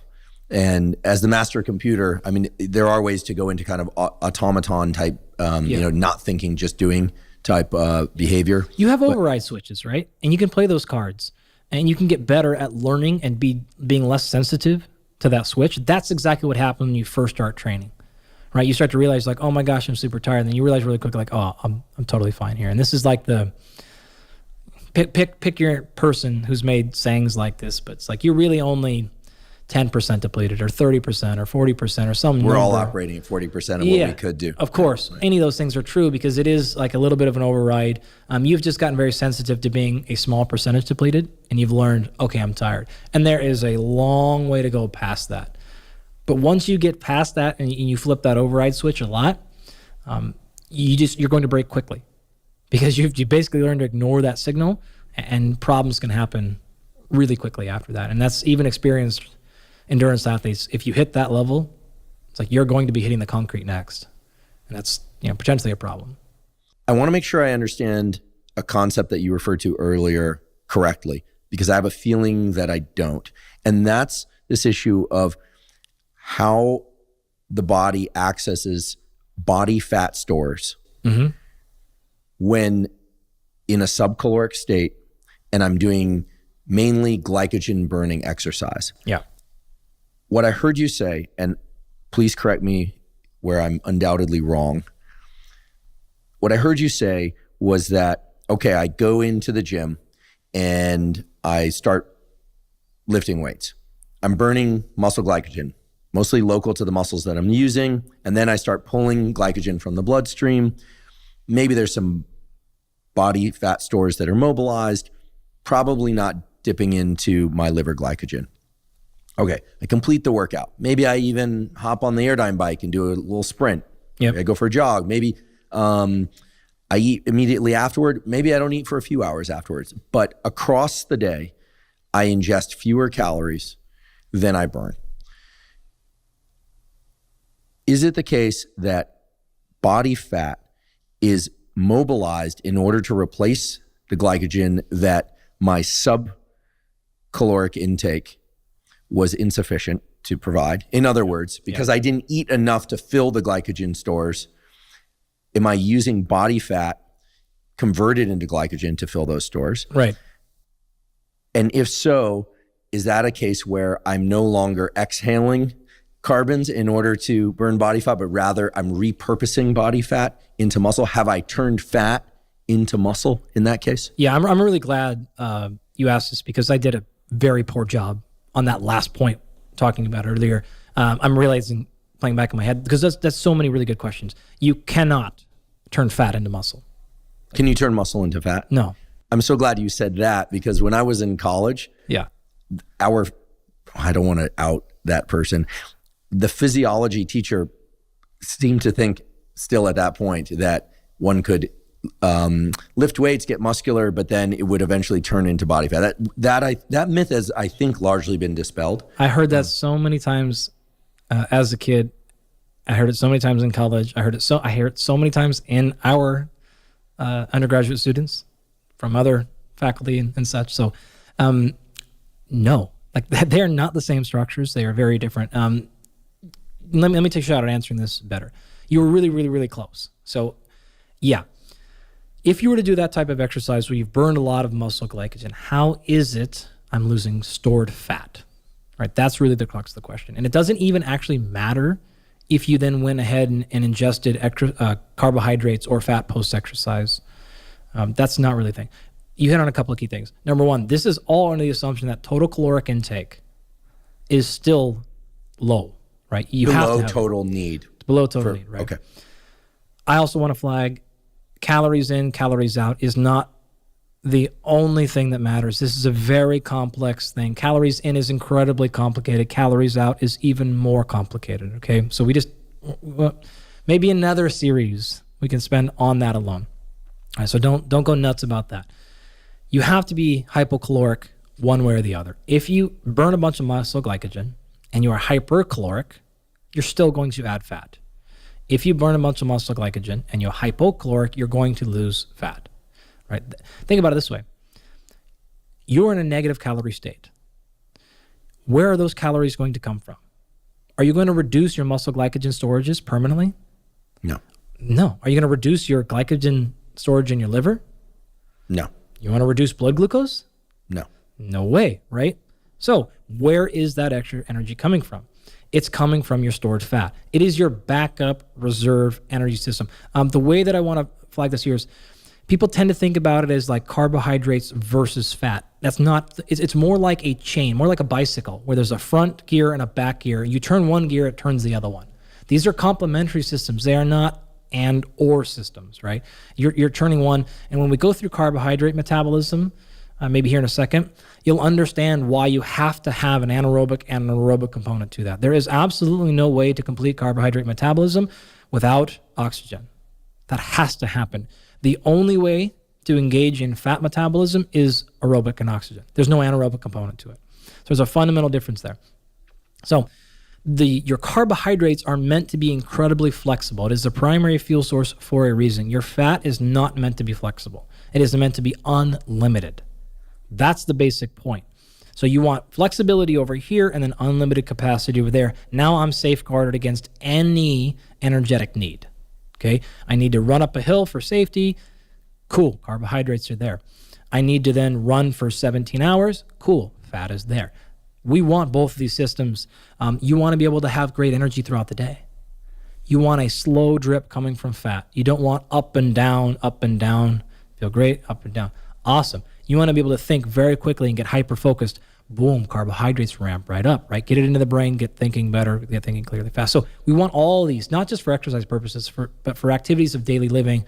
We want an optimal system here. And when people use the terms like fat adapted, they're generally hijacking that and they're thinking, it used to be a thing we said all the time in like all of my undergraduate classes for years. And that idea of metabolic flexibility is using optimal fuel sources and optimal times, not maximizing fat usage. The people have co-opted that term of metabolic flexibility to being like, oh yeah, therefore learn how to maximize fat burning. That's not what that term means. That term means maximizing your ability to use whatever fuel is optimal in that time. Now, I'll grant you, most people aren't fantastic at using fat as a fuel source relative to the other direction. But nonetheless, the gold standard here should be maximizing both. All right, finally answering your question. If I were to burn a bunch of muscle glycogen, how am I losing that fat? Well, the fuel you're ingesting in that hypocaloric state is going to say, hey, look, we have a lot of muscle glycogen we have to replenish. So any carbohydrate that comes in needs to be biased towards storage. It's got to go into those tissue.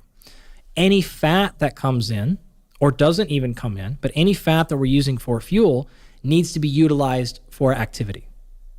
And that's where the caloric expenditure from fat comes in. So you're basically saying your general physiology, the energy for that starts coming from fat. And the energy that's coming in from carbohydrate needs to be simply stored. And so what you see is your respiratory quotient changes, right? The RER is going off. And so in the exercise moment, it shot way up for carbohydrates and shot way down for fat. As a compensatory response, it goes the other direction because your body's saying we are low on carbohydrates. Don't use them for fuel unless we absolutely have to, right? So use them for storage. Get our fuel from the fat side of the equation.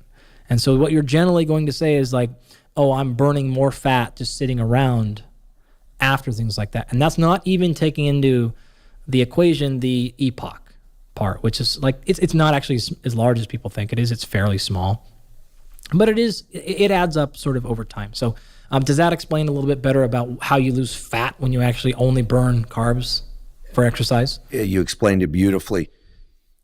You talked about epoch, the post-exercise oxygen consumption, not being that significant in terms of energy utilization. Even though today we're talking about endurance and different forms of endurance, I do have to ask whether or not people consider the elevation in basal metabolism that occurs when there's more muscle around because muscle is such a metabolically demanding tissue. Is there a straightforward-ish equation? If one adds 1 pound of lean muscle tissue to their body, even if it's distributed across multiple muscle groups, does that equate to a caloric need of X number of calories per day? Yep. And is that because of the muscle protein synthesis needs of that muscle, or its glycogen storage needs, or both? If you don't have enough muscle, you start to have problems with fat loss. It's a difficult challenge. If you have enough muscle and you're just trying to get extremely large, if your FFMI is 24 and you're 15% body fat, adding more muscle is not really going to play a lot in the equation, and here's why. Muscle is more metabolically active at rest than fat, but fat is not inert. So fat is still going to burn a small number of calories. Muscle burns more, but it's not nearly what people think it is. I'm a muscle guy. I'm a muscle physiologist. I would love to get people to have more muscle for any excuse I can. It's not honest to say that, though. You're talking about when I was in undergraduate, we would say numbers like 50 kcals per day per pound is what you can look at, right? So if you put on a pound of muscle spread across the body, your basal metabolic rate would go up by around 50 calories per day. I think that number is grossly exaggerated. It's probably a tenth of that, 6 to 10 calories, maybe. It's hard to know exactly what that number is, but the more recent estimates are something like that. So now on one hand, you could say, oh my gosh, that is not even meaningful. The other hand, you could say that's super meaningful. It just depends on time domain you want to put that out, right? So if you were to put on 5 pounds of muscle and your basal metabolic rate went up 30 or 40 calories a day, well, over the course of 1,000 days, like that actually adds up. So you could slice this any way you want. Now, maybe that number is somewhere in between. I don't really know. It's not a field I pay that much attention to, candidly, because it's not a metric, kind of like epoch, where it's like we used to really harp on it, and now it's sort of like, well, maybe we exaggerated that, like honestly just a bit. But to me, it doesn't change the equation much, because if you don't have enough muscle, as I described, there are other consequences that are going to make fat loss hard. And so you need to have sufficient muscle. If the additional caloric expenditure is the carrot, great. If it's something else, I don't really care. There's just enough evidence that you need to have it, or I should say there's enough evidence that it will really help you in your path. Maybe a few calories here or there is not really the thing, especially if you understand a normal food item. Anything you pick is going to be probably a couple of 100 calories. One bad food choice a day will outkick almost any amount of coverage you got on adding muscle mass to you. So like you're really stepping over $1 to pick up a dime. If you're worried about how many calories you're getting from adding muscle, fat loss is going to be about regulating that carbon intake above and beyond anything else. I'd like to take a brief break to acknowledge our sponsor, Inside Tracker. Inside Tracker is a personalized nutrition platform that analyzes data from your blood and DNA to help you better understand your body and help you reach your health goals. I've long been a believer in getting regular blood work done for the simple reason that many of the factors that impact your immediate and long-term health and well-being can only be analyzed from a quality blood test. One issue with a lot of blood tests and DNA tests out there, however, is that you get information back about various levels of lipids and hormones and metabolic factors, etc., but you don't know what to do with that information. Inside Tracker makes knowing what to do with all that information exceedingly easy. They have a personalized platform that lets you see what your specific numbers are, of course, but then also what sorts of behavioral do's and don'ts, what sorts of nutritional changes, what sorts of supplementation would allow you to bring those levels into the ranges that are optimal for you. If you'd like to try Inside Tracker, you can visit insidetracker.com/Huberman to get 20% off any of Inside Tracker's plans. Again, that's insidetracker.com/Huberman to get 20% off. So I've heard about this concept of metabolic flexibility mentioned a few times. Frankly, you're the first person who's ever explained it to me in a clear and concise way. How do I know if I am metabolically flexible? And how do I increase my metabolic flexibility? Sure. There's no specific standard, which is actually a good thing, right? And so if you have a level of specificity that you want or need metabolically, then you don't actually want to be in this middle ground. An example would be if you are performing in a type of exercise or an athlete who performs in a sport that is glycolytically dominated.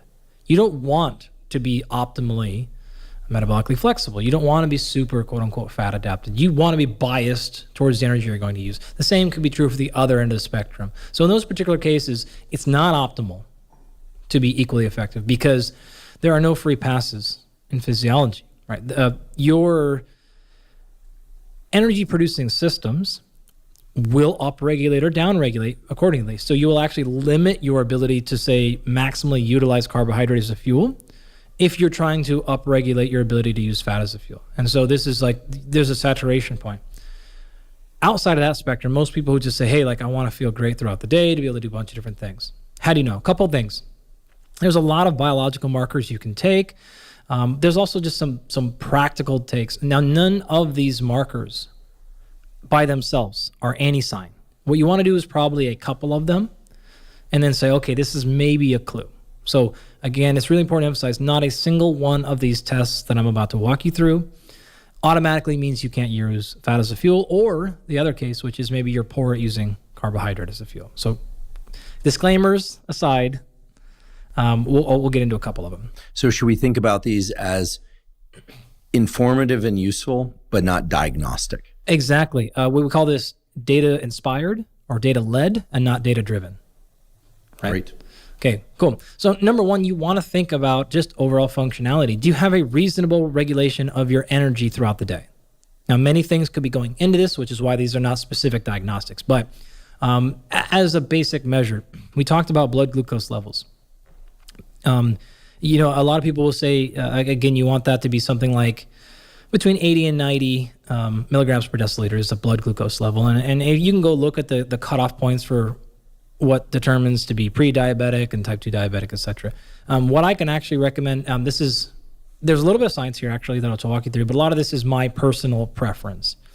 I generally want people to be at 85 or lower. And that's because of a couple of things. Number one, there's actually some papers that showed every single point increase above 85 increases your likelihood of developing type 2 diabetes by about 6%. Okay, great. So technically, while maybe 90 or 95 or even up to 100 are, in the quote-unquote normative values, that's one clue. Again, it's not definitive by itself. Doesn't mean anything. You need to really pay attention to what increasing by 6% actually means. But it's a data point where I'm looking at.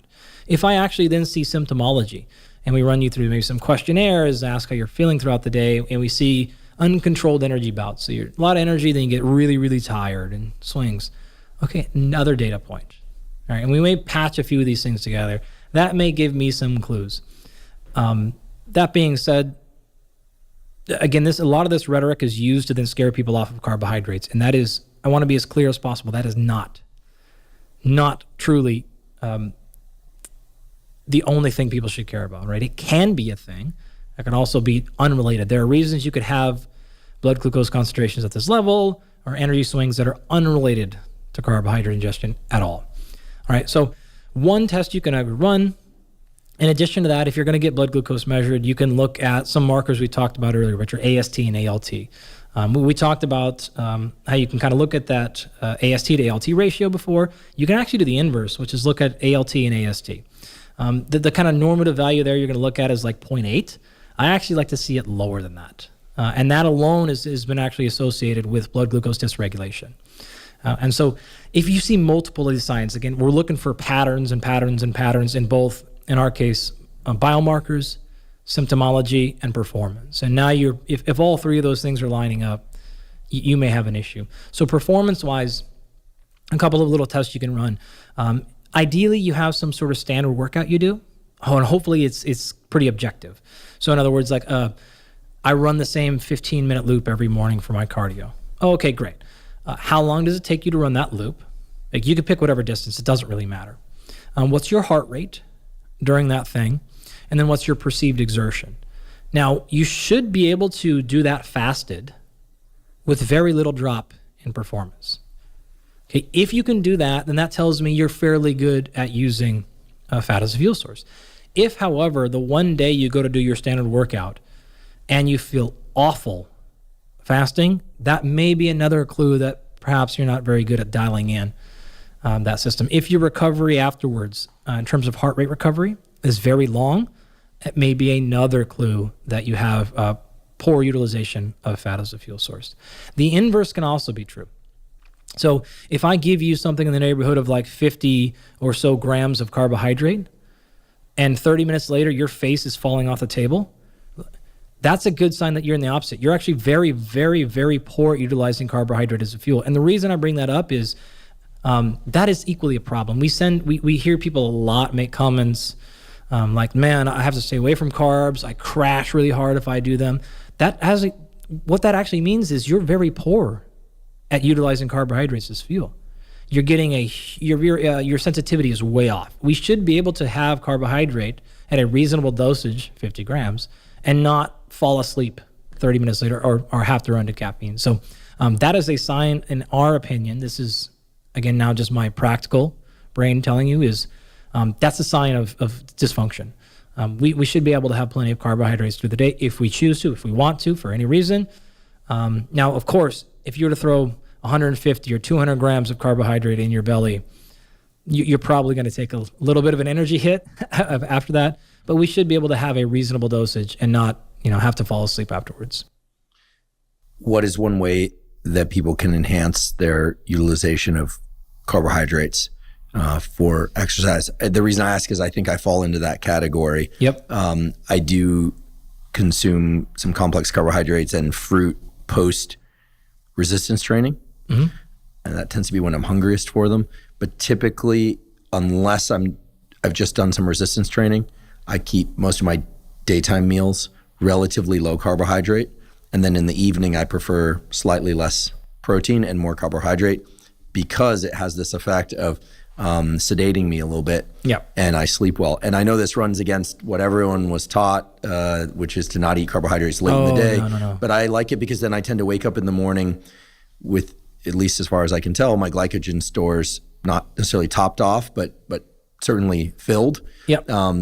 And I'm able to train fasted in the morning. And my favorite pre-workout consists of water and caffeine and electrolytes and maybe some supplementation as well. But I love training fasted. So there's actually a number of things. One little sneaky thing you threw in there is actually the use of caffeine. So that's another sign. If you have to have caffeine to do your fasted training, that's generally another sign you're not very good at using fuel. So I use caffeine prior to resistance training workouts. Yep. Generally, I don't need it for any kind of cardiovascular training. Yeah. And when I say that, it doesn't mean it's bad. It's just like another clue that's like, okay, you should be able to do this without having to have caffeine to execute it. Now, using caffeine to get a better result is sort of different as an ergogenic aid. We actually use a lot of high carbohydrate meals at the end of the day, a lot of the times for our athletes who are cutting weight or trying to reduce weight. So it is a fantastic way to handle a lot of things. And that idea that if you eat carbs late at night, That'll increase fat. So like that all is so old and so well destroyed scientifically that's not a concern. There's just so much data showing. In fact, there's so much data on like eating timing is generally poorly understood about when you can eat and what you can't eat. Eating in the morning versus eating at night, like a lot of what we've heard in there is tough. And maybe we just save that for sort of another day because we're going to get really far down in the spot, or we can dive into it. But yes, I think our plan is to cover that in an episode on nutrition. Okay, great. Which is in this series. The only thing that I would add to it is, when you hear about ingesting carbohydrate late at night, I should just say that at least in my case, I'm eating the majority of my carbohydrate unless I trained resistance trained early in the day, in which case I post resistance training in the last meal of the day. But for me, that's not really late at night. That last meal is somewhere between 6:30 and 7:30 p.m. So it's 3 or so hours or something like that before I you go to sleep around 10:30 or so. Yeah. So it's not, midnight bowls of pasta. I've done that too, but typically it's not. So I think that people will be very interested, myself included, in how meal timing relates to all of this. But let's. So how do you improve fat utilization? How do you improve carbohydrate utilization? Let's hammer both out really quickly. Enhancing fat utilization is as simple as doing a little bit of work in a either pre-fat ingested state. So anytime you ingest a nutrient prior to training, you're going to bias towards that nutrient, right? Which is almost what we were talking about earlier. So if you want to guarantee you burn more fat, eat more fat prior to a workout. Now you're not going to lose fat, but what you're effectively signaling is we have an overabundance of this fuel, preferentially target this fuel. Now the downside is that may actually hinder your performance. That's typically only a concern for people at a very high level. Fat is a slower fuel source. So if you're relying more upon that, your top end is going to come down a little bit. And so you wouldn't want to use that strategy prior to a race if it is a carbohydrate dependent race. All right. In fact, we actually see long-term adaptations that would suggest that. So the enzymes responsible for carbohydrate metabolism will downregulate. And so you get worse at that. So not a great strategy there. Carbohydrate would be the opposite, right? So if you have carbohydrate prior to exercise, you're going to bias more towards that. So a handful of things you can do. If your total caloric intake is simply managed, that's going to take care of a lot of these problems. An appropriate eating strategy, so the types of food, the combinations of food, all of those things are going to make your post-carbohydrate ingestion bonk. A lot of those things can go away. So there's a little bit of physiology that has to be corrected for. So it's a little bit, in one hand, you can go very deep here, right? So the real answer of how we would do this is if we see a scenario like that, we're going to do a whole set of analyses. We're going to go full labs, right? Probably extensive blood panel, urine, saliva, stool even. And we're going to figure out where is that glucose dysregulation coming from. So a lot of people think like, oh, it's a metabolism issue. It might be. It also might just be a flag that something else is happening in the body. So we're going to actually work backwards a lot to try to figure out exactly why that's occurring. It may be as simple as, oh, you're eating a lot of your carbohydrates without any fiber or protein. And we know that that's important because those will actually blunt the glycemic index, like the rise in blood glucose. So it could be a simple thing of just like, oh, your combination of food is doing it. It's not the total amount. It may be something, again, more endogenous to the actual system. It could be a heart rate issue. It could be a breathing issue. There could be a number of things. So the way to get better at it is to simply train it. And specificity is king here. So if you want to get better at managing your blood glucose throughout the day so that you're not feeling those things, it could be a fuel issue, but it could be a number of other things. And it's just hard to go into all of them within our time constraint. So the practical tool that I would say here is if you want to get better at managing energy throughout the day, make sure that, number one, your protein is stabilized. Making sure, number two, you're ingesting your food in the right combinations, ideally with some fiber and or some protein or both. That alone will help stabilize a lot of the problems. Then you need to train at a high intensity. You want to get better at using carbohydrates as a fuel, train at a higher intensity and have carbohydrates right before the workout. We'll do that a lot if If we see folks who are, I kind of walked you through the test of identifying if you're not very good at using fat as a fuel. The test for not being good at using carbohydrate as a fuel is both that eating test I talked about, as well as performance. If you're a very, very, very slow starter, it's just like really hard to get going, that generally indicates you might be in a situation where you're not very good at using carbohydrates as a fuel. So we're going to practice that. We're going to have a pre-exercise carbohydrate meal, and then we're going to do higher intensity stuff. Not to the point of making you sick and digestive issues, all that stuff, but we want to get better at using carbohydrates as a fuel faster. If you want to get better at doing the opposite, then you do that opposite strategy. Either, again, using fat prior to the workout, knowing your peak performance is going to go down a little bit, but you're investing in adaptation, right? So it's not about that workout. It's about what's going to happen 6, 8, 10 weeks from now. Investment is what you want to think about it. Or you could bring in some fasted training. And so I want to really make sure I clarify when we were talking about it earlier, I'm not at all against fasted training. It works. It just isn't required for fat loss. It isn't required for fat adaptation. It is a great option though, if you want. What I was hoping to do with that conversation, and maybe I didn't articulate that well, is to not restrict people, but is to open you up and to let you say, you have a lot of options. If you like to do fasted cardio, amazing. It is great. If you hate it, you don't have to. You can reach the same performance goals, the same physique goals without ever doing it. If you love long duration steady state stuff, it is great. If you hate it, there are other options, higher intensity stuff. Again, if we're just talking about fat loss. So I hope now that that's a little clearer in terms of the same thing with nutrition. If you like higher carb, great. If you like lower carb, these are all great. You have options and you don't have to fret so much over, oh my gosh, I have to do this thing a certain way and I absolutely hate it. You don't have to worry about it. Hit those concepts and you'll be fine. A few minutes ago, you mentioned that if we ingest a given macronutrient, like fat, then the body will preferentially use that fuel source. If you ingest carbohydrate, it will use that fuel source. Is it always the case that the body uses the ingested macronutrient prior to using glycogen? I have to imagine it's using both. I mean, if I were to have some carbohydrate before doing any kind of training, the muscles still burn glycogen, right? Or do they have some way to register the amount of circulating carbohydrate that would allow, or available carbohydrate in the form of foodstuffs that would allow them to not tap into their own muscle fiber stores of glycogen? All right, so the way that we derive energy for exercise or basic maintenance, a little bit about cellular physiology. So you've got a couple of organelle and structures that we need to pay attention to. The first one is the nucleus. That holds your DNA.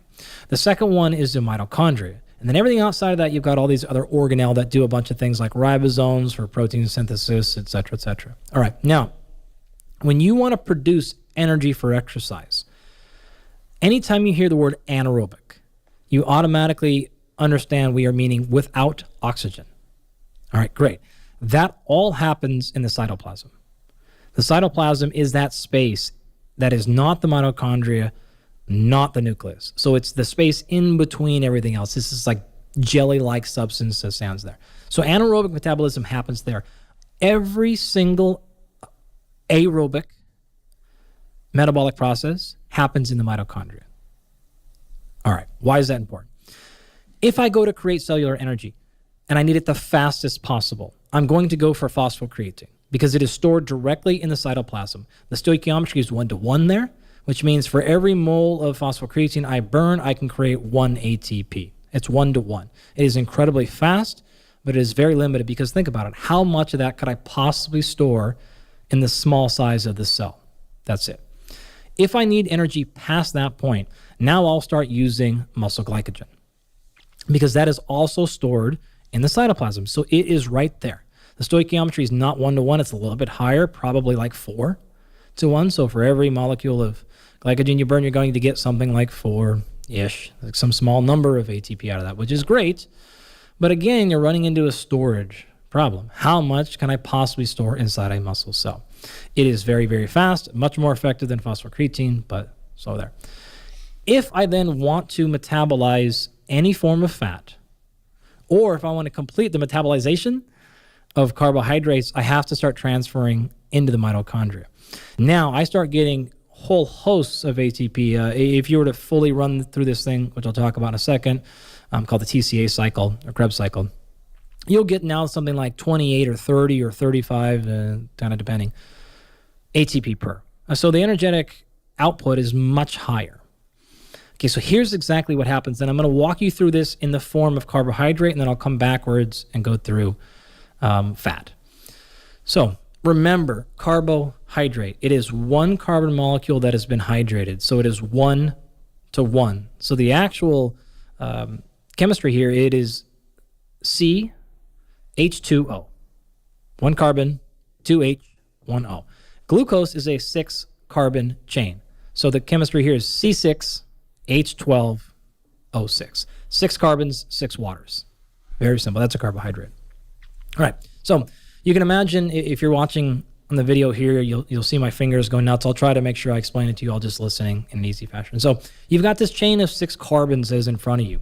And the very first step to metabolism is you snap that thing in half. Right? So you break it into 2 separate 3 carbon chains. All right. Now, in doing that, you got a little bit of energy because you broke that one bond, but not a tremendous amount. This is called glycolysis. So lysis being the split, and glyc being like, you split glycogen up. Got a little bit of energy of that. All right.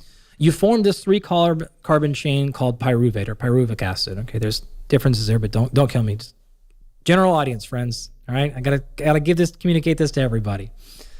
So you got a little bit of that. Now you can't do much past that besides rip 1 more carbon off of each of those 3 carbon chains. So I've got 2 3 carbon chains. I gotta be careful how I do this with my fingers so I don't flip you off here in a second. But I burn 1 more off of each. I get a little bit of energy, and now that little 2 carbon chain, I have 2 carbon chains, those are called acetyl-CoA. All right, amazing. I have now completed anaerobic glycolysis. I've got really nothing left I can do here. I made a little bit of ATP. Now, wait a minute. I have now freed 2 carbons. Because remember, I started with 6 and I split them apart, but I had 2 3 carbon chains. I burned 1 each. I've got 2 free floating carbons. I have to now do something with them. My body will not let me go through that last process unless I've got a plan for that free carbon, because I can't break it in half. Mm-hmm. Amazing. Here's what's going to happen. If I have those 3 carbon molecules and I don't have anywhere I can put that carbon, you're not going to go through that process. It's going to stop it. You're going to start building up pyruvate. Now, at the same time, you're breaking ATP for fuel. That's called ATP hydrolysis, right? You have water that comes in, you have an adenosine and 3 phosphates. That's why it's called ATP, adenosine triphosphate, 1, 2, 3. You break 1 of those phosphates off. There you go. There's your energy. So now you have a free floating inorganic phosphate and an adenosine diphosphate. So 2 over there. Amazing. That actually results, because you use water for it, results in a free floating hydrogen ion. Okay. Just have to trust me. Hydrogen H2O. Any idea what a free floating hydrogen is? It's going to... That's acid. Yeah, I was going to say it's going to increase acidity. That's what acidity is. For anyone that's ever measured pH, what you're really measuring is the amount of hydrogen. Potential hydrogen. That's what pH is, right? 100%. There's 2 definitions of pH, but you get it. That's one of the 2. So is this, are you going to tell me this is related to the burn? We're going to get close, right? So I've got a bunch of free floating. You got the phosphates, which are actually a problem too, probably more of a problem than people realize, and that hydrogen. What are you going to do with that hydrogen? Well, one thing you can do is actually ship it over to pyruvate and bond it there. We have a special name for that little molecule when you have pyruvate and you have a hydrogen attached to it. Do you know what it's called? Hydrogen peroxide? Lactate. Lactic acid. This is that whole system, right? Again, I'm skipping some steps, making a little bit of mistakes here intentionally, folks, just to make this assumed. So what happens when you start running a bunch of anaerobic glycolysis? You start seeing massive rises in lactate. Cool. Not lactic acid. Right. That's why we see associations between a lot of lactate and a lot of fatigue. But the lactate's actually not causing the fatigue. The lactate is actually sparing you from having a bunch of free-floating acid. It's also can be then used directly back in the muscle, because as soon as you bring in enough oxygen, and you can take that hydrogen back off of it. You've now turned it right back into pyruvate, and you can run it through this whole cycle as fuel that I'm about to do. You can actually ship it out of the exercising muscle and ship it into a non-exercising muscle, and then go backwards and make glucose. What actually liberates hydrogen from lactate? Like chemically? Yeah. So what liberates? What are the stimuli that can take hydrogen off the pyruvate? And then, in other words, to reduce lactate and free up that hydrogen. Oxygen availability.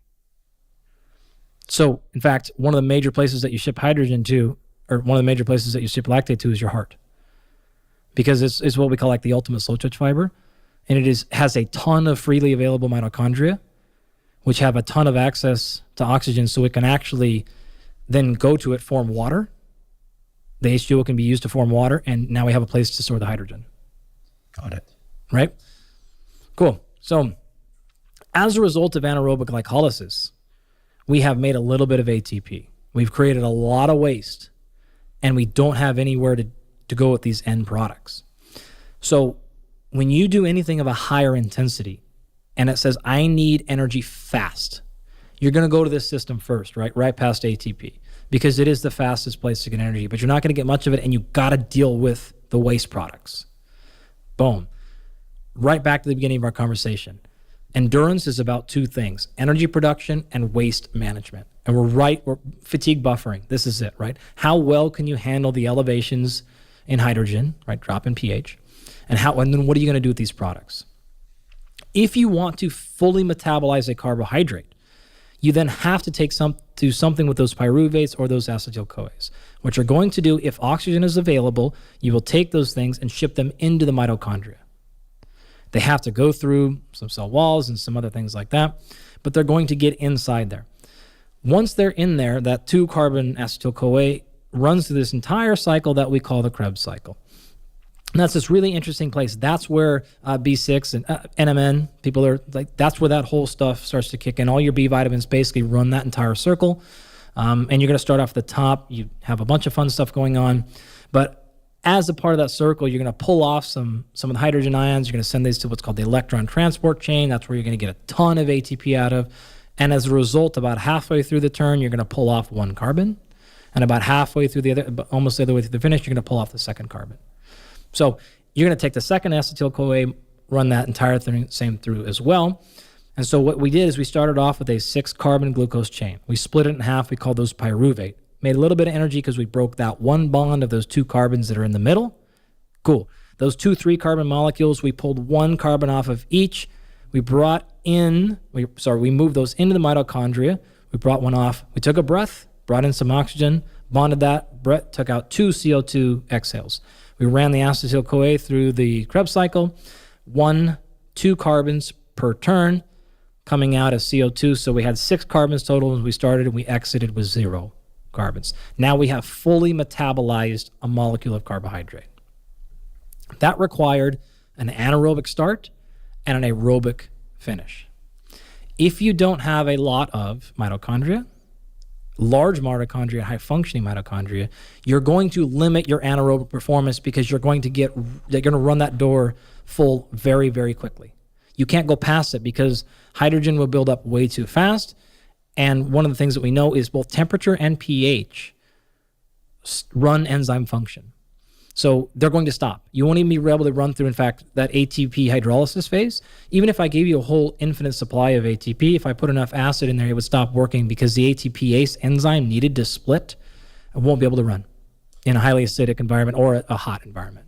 Yeah, at some point, perhaps today, perhaps in a future discussion, but still not too far from now, we could talk about the role of temperature in pyruvate in terms of its regulation of muscle contraction. But I want to make sure I understood something correctly. You mentioned these 2 parallel fuel systems, right? One is essentially anaerobic, right? And the other is aerobic. You said that if we can't pull enough, if we can't break enough bonds, then we limit our anaerobic capacity. Correct.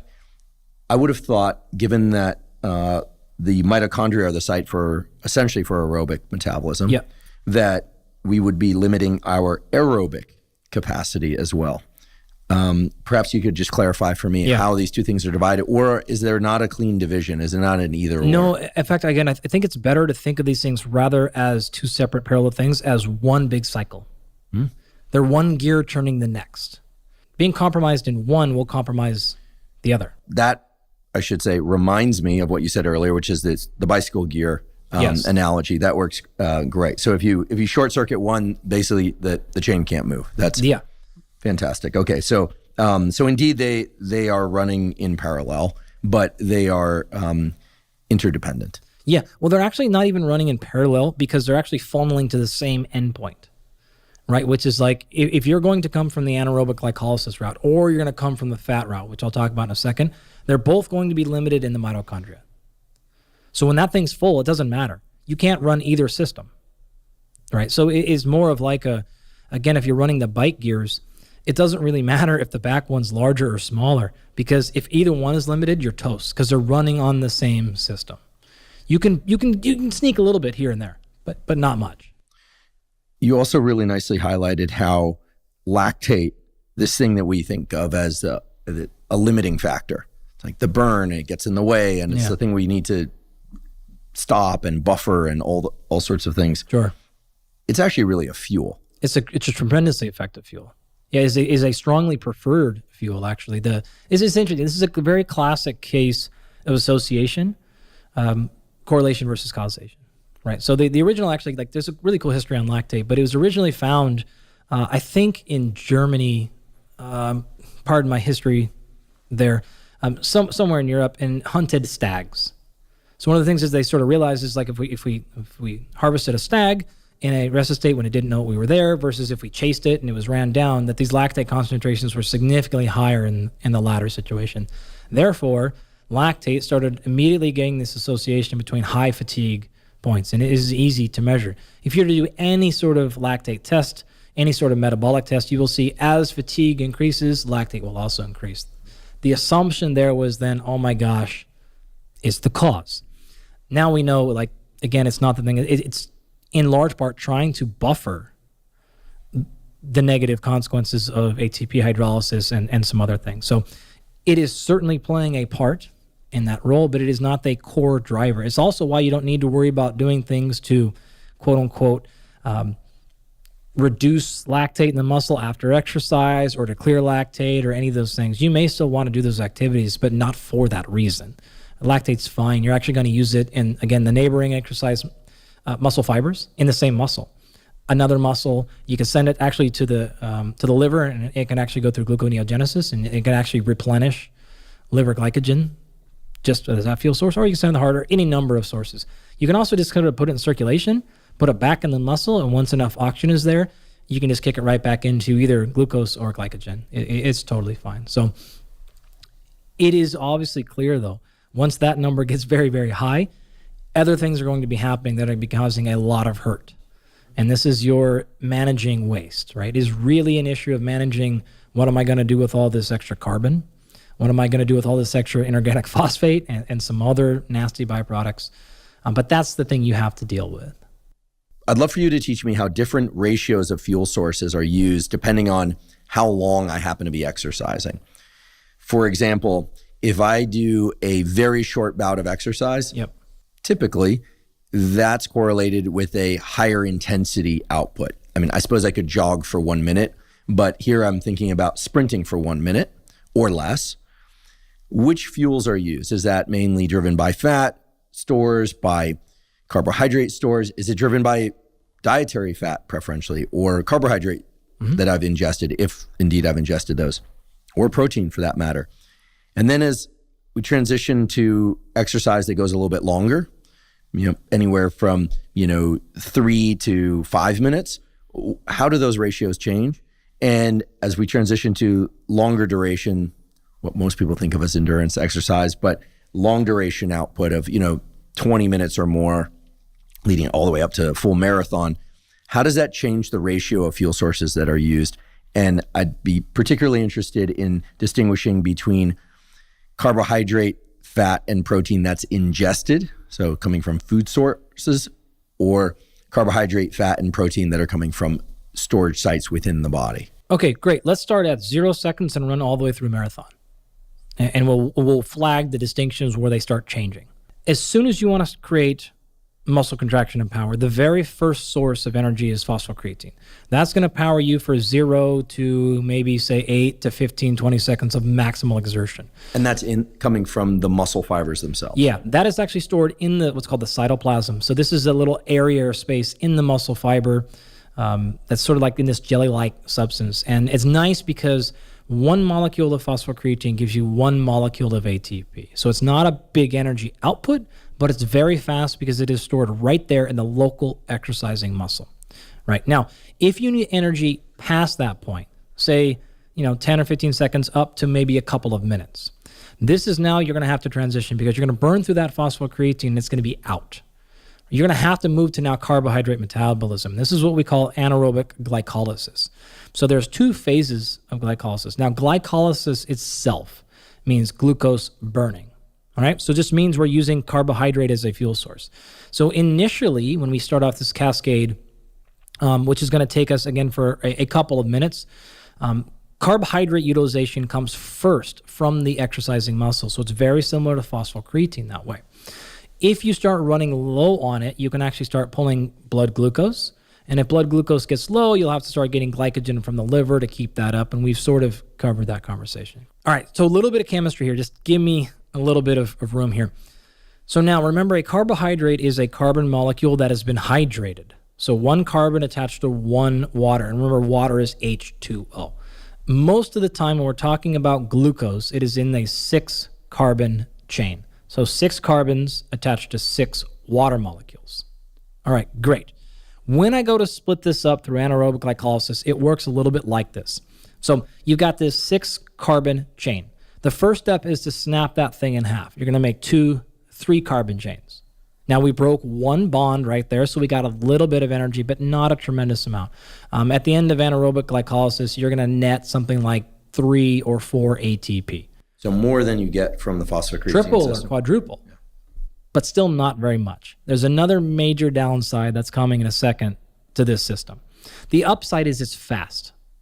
Now, one adaptation we get to training in this style is you'll increase your ability to store glycogen in your muscle, which is great, right? We can actually biopsy you and measure the amount that you store, and a training adaptation is awesome. So you're able to sustain this system longer. So perhaps 90 seconds into your interval training, you hit a fatigue point, and now you maybe can extend that to 100 or 115 seconds simply because you're storing more glycogen in the muscle before we have to and then go into the blood and get it in the form of glucose. So that's great.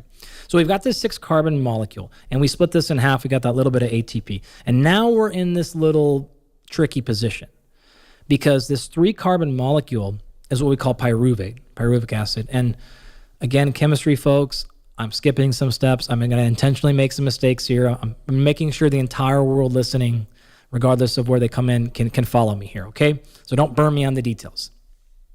Right. You've got this pyruvate. The problem is you can no longer do anything with that. Glycolysis is over. You've got to make a choice, right? In order to make something out of those 3 carbon molecules, you've got to ship them to the mitochondria. As we said, that is the only place of aerobic metabolism, right? We cannot do aerobic metabolism anywhere else until we enter the mitochondria. So anytime we cross that barrier, we know we've automatically switched from anaerobic to aerobic. Well, here's the problem. If you were to take 1 more carbon off that 3 carbon pyruvate, you have to now do something with that carbon waste. Okay, so before when we split the 6 carbon chain, we didn't actually leave any carbons free floating. We just split a 2 molecule in half. When we go to split from pyruvate and make it into this 2 carbon molecule called acetyl-CoA or acetyl-CoA, now we've got a free floating carbon. We have to have a strategy for that because that's going to increase the acidity level.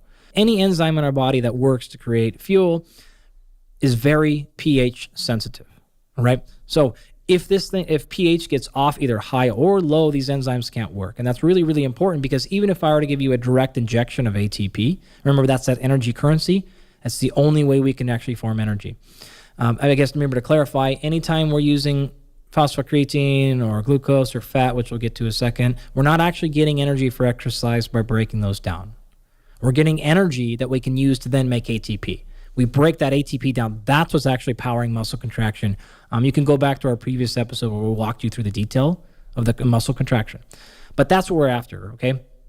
So in the case of pyruvate, if we split that off, we have got to deal with that. And the only way and the best way we can deal with that is oxygen. Remember, we're going to breathe in O2. That O2 is going to combine with that free-floating carbon, make CO2. We're going to exhale that thing out. That's our waste management strategy. But that has to happen in the mitochondria. Remember, if we're using oxygen, it has to be in the mitochondria. So if we have the ability to ship pyruvate into the mitochondria, we're golden. But what happens if we don't? Why do we not? Well, if we don't have enough mitochondria, or our mitochondria are too small, or they're too far away, or we don't have sufficient oxygen availability. Why don't we have sufficient oxygen availability? Because we created the pyruvate too fast. And the demand in the mitochondria is exceeded by the buildup of pyruvate. And so now we're having this giant backlog, and this thing fills up fast. We have a couple of strategies here. Well, when you're going through ATP and you're splitting, it's called ATP hydrolysis. Of doing that, remember, ATP is an adenosine molecule, and then the T part is triphosphate, 1, 2, 3, which means you have 3 phosphates attached to the end. When you break that phosphate off, that's where you get your energy. So now you have an inorganic phosphate and an ADP, adenosine diphosphate, 2. That process requires water. It's called hydrolysis. As a result of that, you then have a free-floating hydrogen. And as you well know, that is acid, right? That's potential hydrogen. That's what that means. And so you've increased the acidity in the muscle by breaking up all this ATP. And so, we're building up acid. We are building up pyruvate. We don't have nowhere to go with it. And we can't cleave off a carbon because now we're just going to exacerbate the acid increase. So what we can do is we can take those hydrogens that we're building up and store them on the pyruvate. A pyruvate that's holding an extra acid has a special name, and we call that lactate. All right? So that's why we see this buildup of lactate. So one of the downsides of anaerobic glycolysis is an incredibly high rate of waste production. Now, lactate is not the cause of fatigue.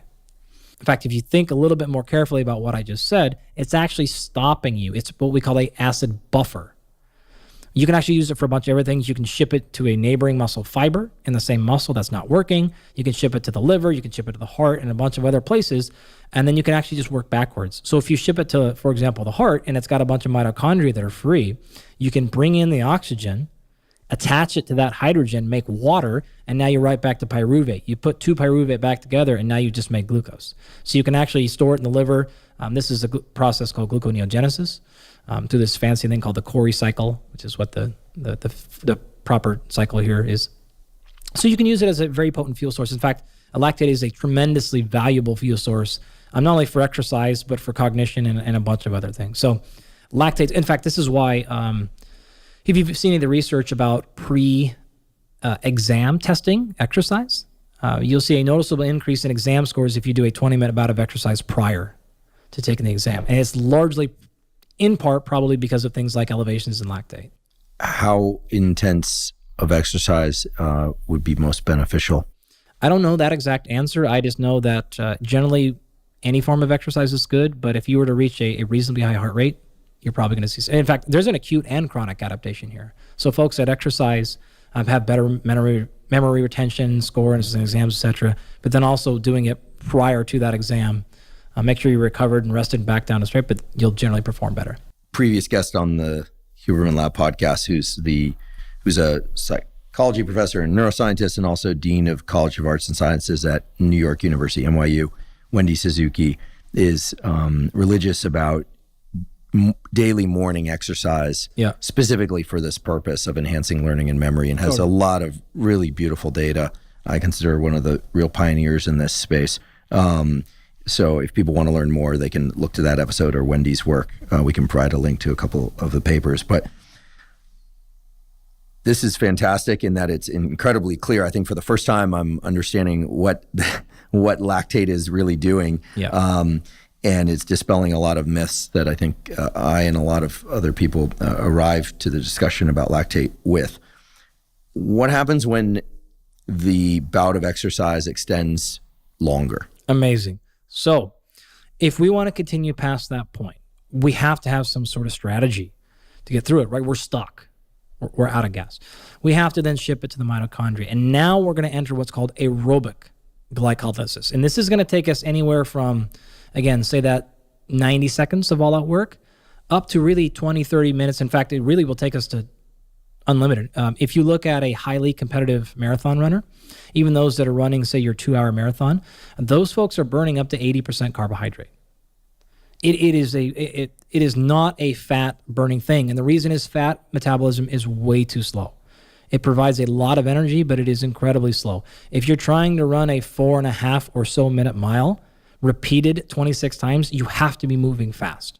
Are they ingesting carbohydrate as a fuel source during the race? Unless you're on the team, you don't know. They won't really tell you. These are sort of trade secrets.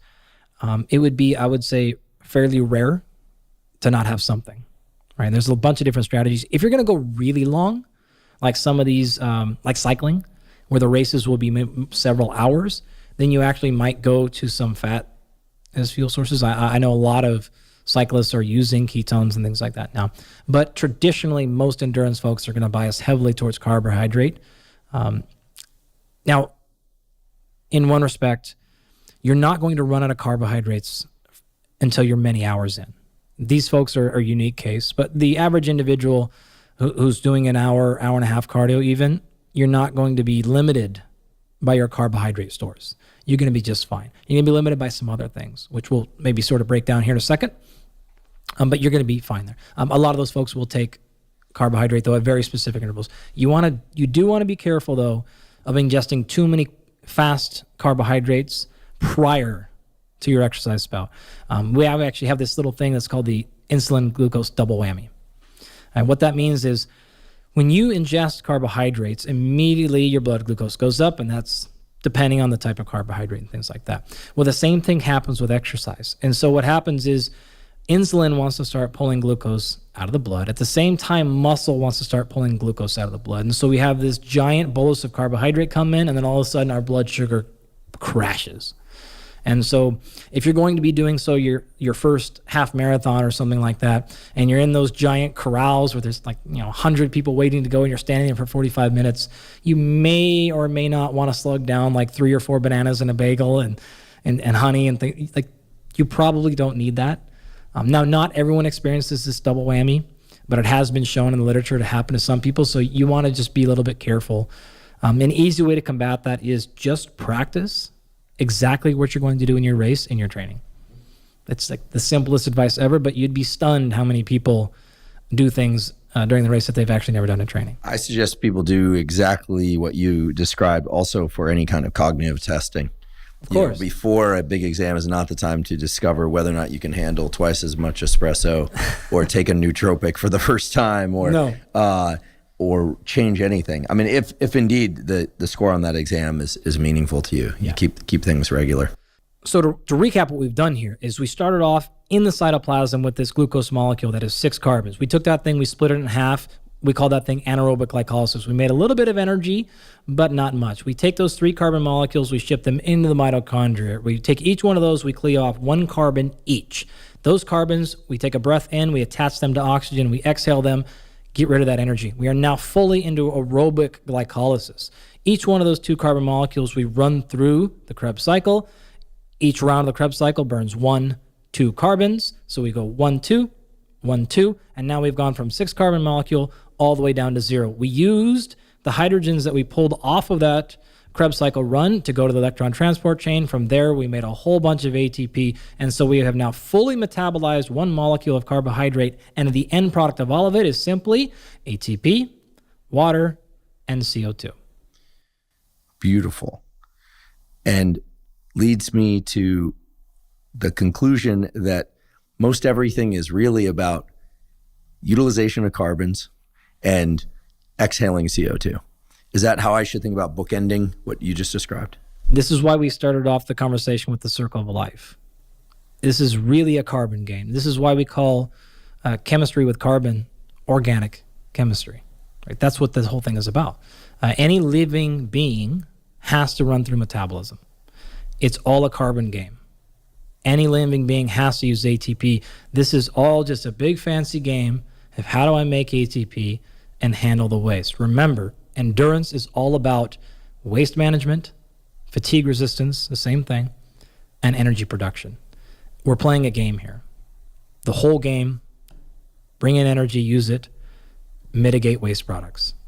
So in thinking about aerobic exercise or long duration exercise, in this case, anything longer than 5 minutes for that matter, 5 minutes all the way up to an ultra marathon,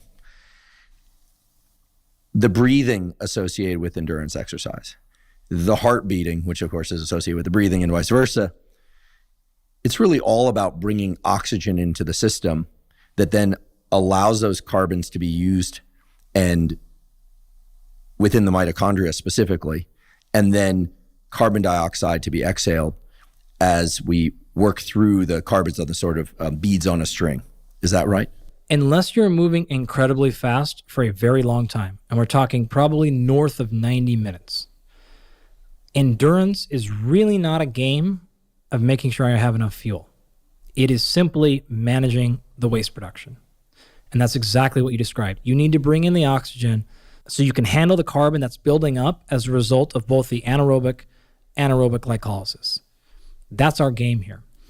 If we start talking about endurance events longer than that, now we do have to start worrying about running out of muscle glycogen, running out of liver glycogen, etc. Or if we are at that 2 hour mark or so and we're moving very, very, very fast. But anything south of that is just managing carbon buildup, and we do that best through oxygen utilization or getting more efficient and having a higher capacity for our anaerobic side. So we can do that by having either more glycogen in our muscle, so that lasts longer, or building better acid buffering systems.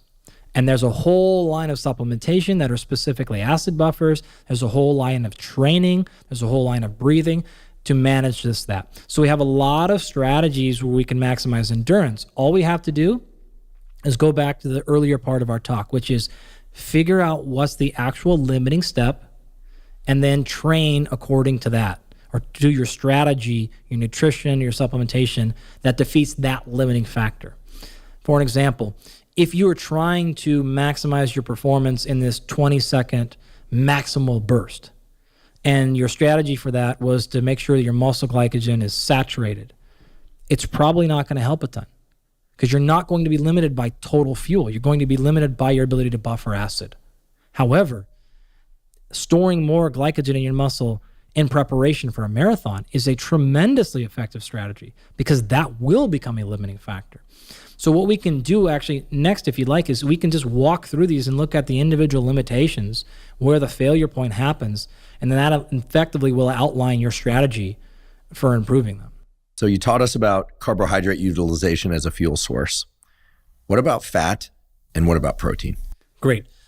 I'll start with protein because it's easy. It is generally at best going to represent 10% of your energy output. Now that will grow over time in terms of if you did a several hour bout of exercise.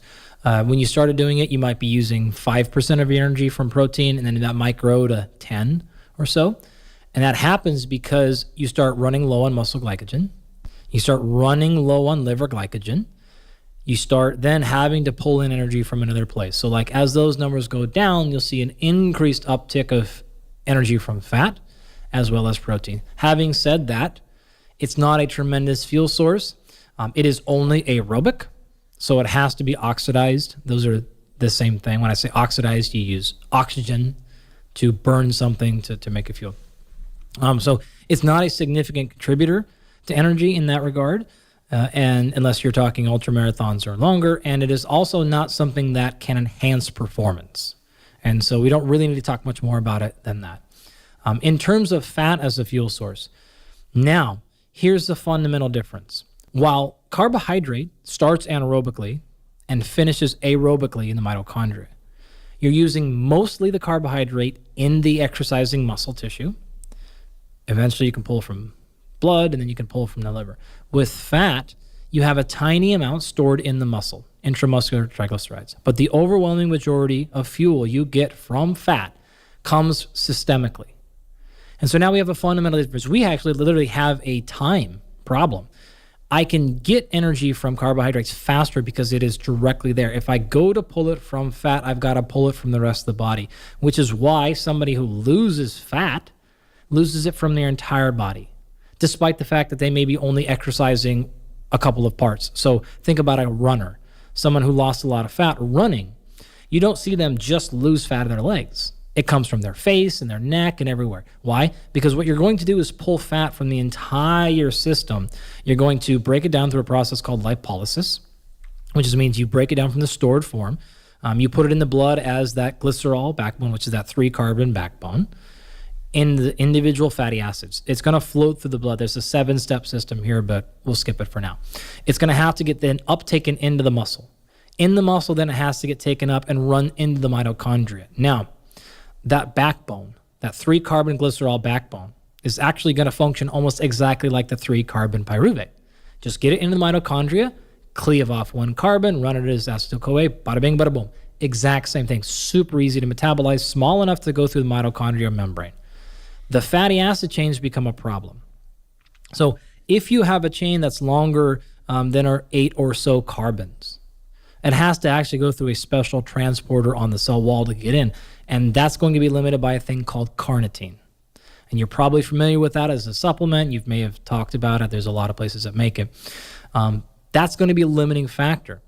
If it is a smaller, what we call a short chain, or even a medium chain triglyceride, which a lot of folks have heard of, MCT, that's what we're talking about. That can actually go directly through because it's small enough to pass through, and you can use it immediately as an energy source. In either case, the way that you finally metabolize a fatty acid is a process where you would go through and cut off 2 carbons at a time. Why would you cut off 2?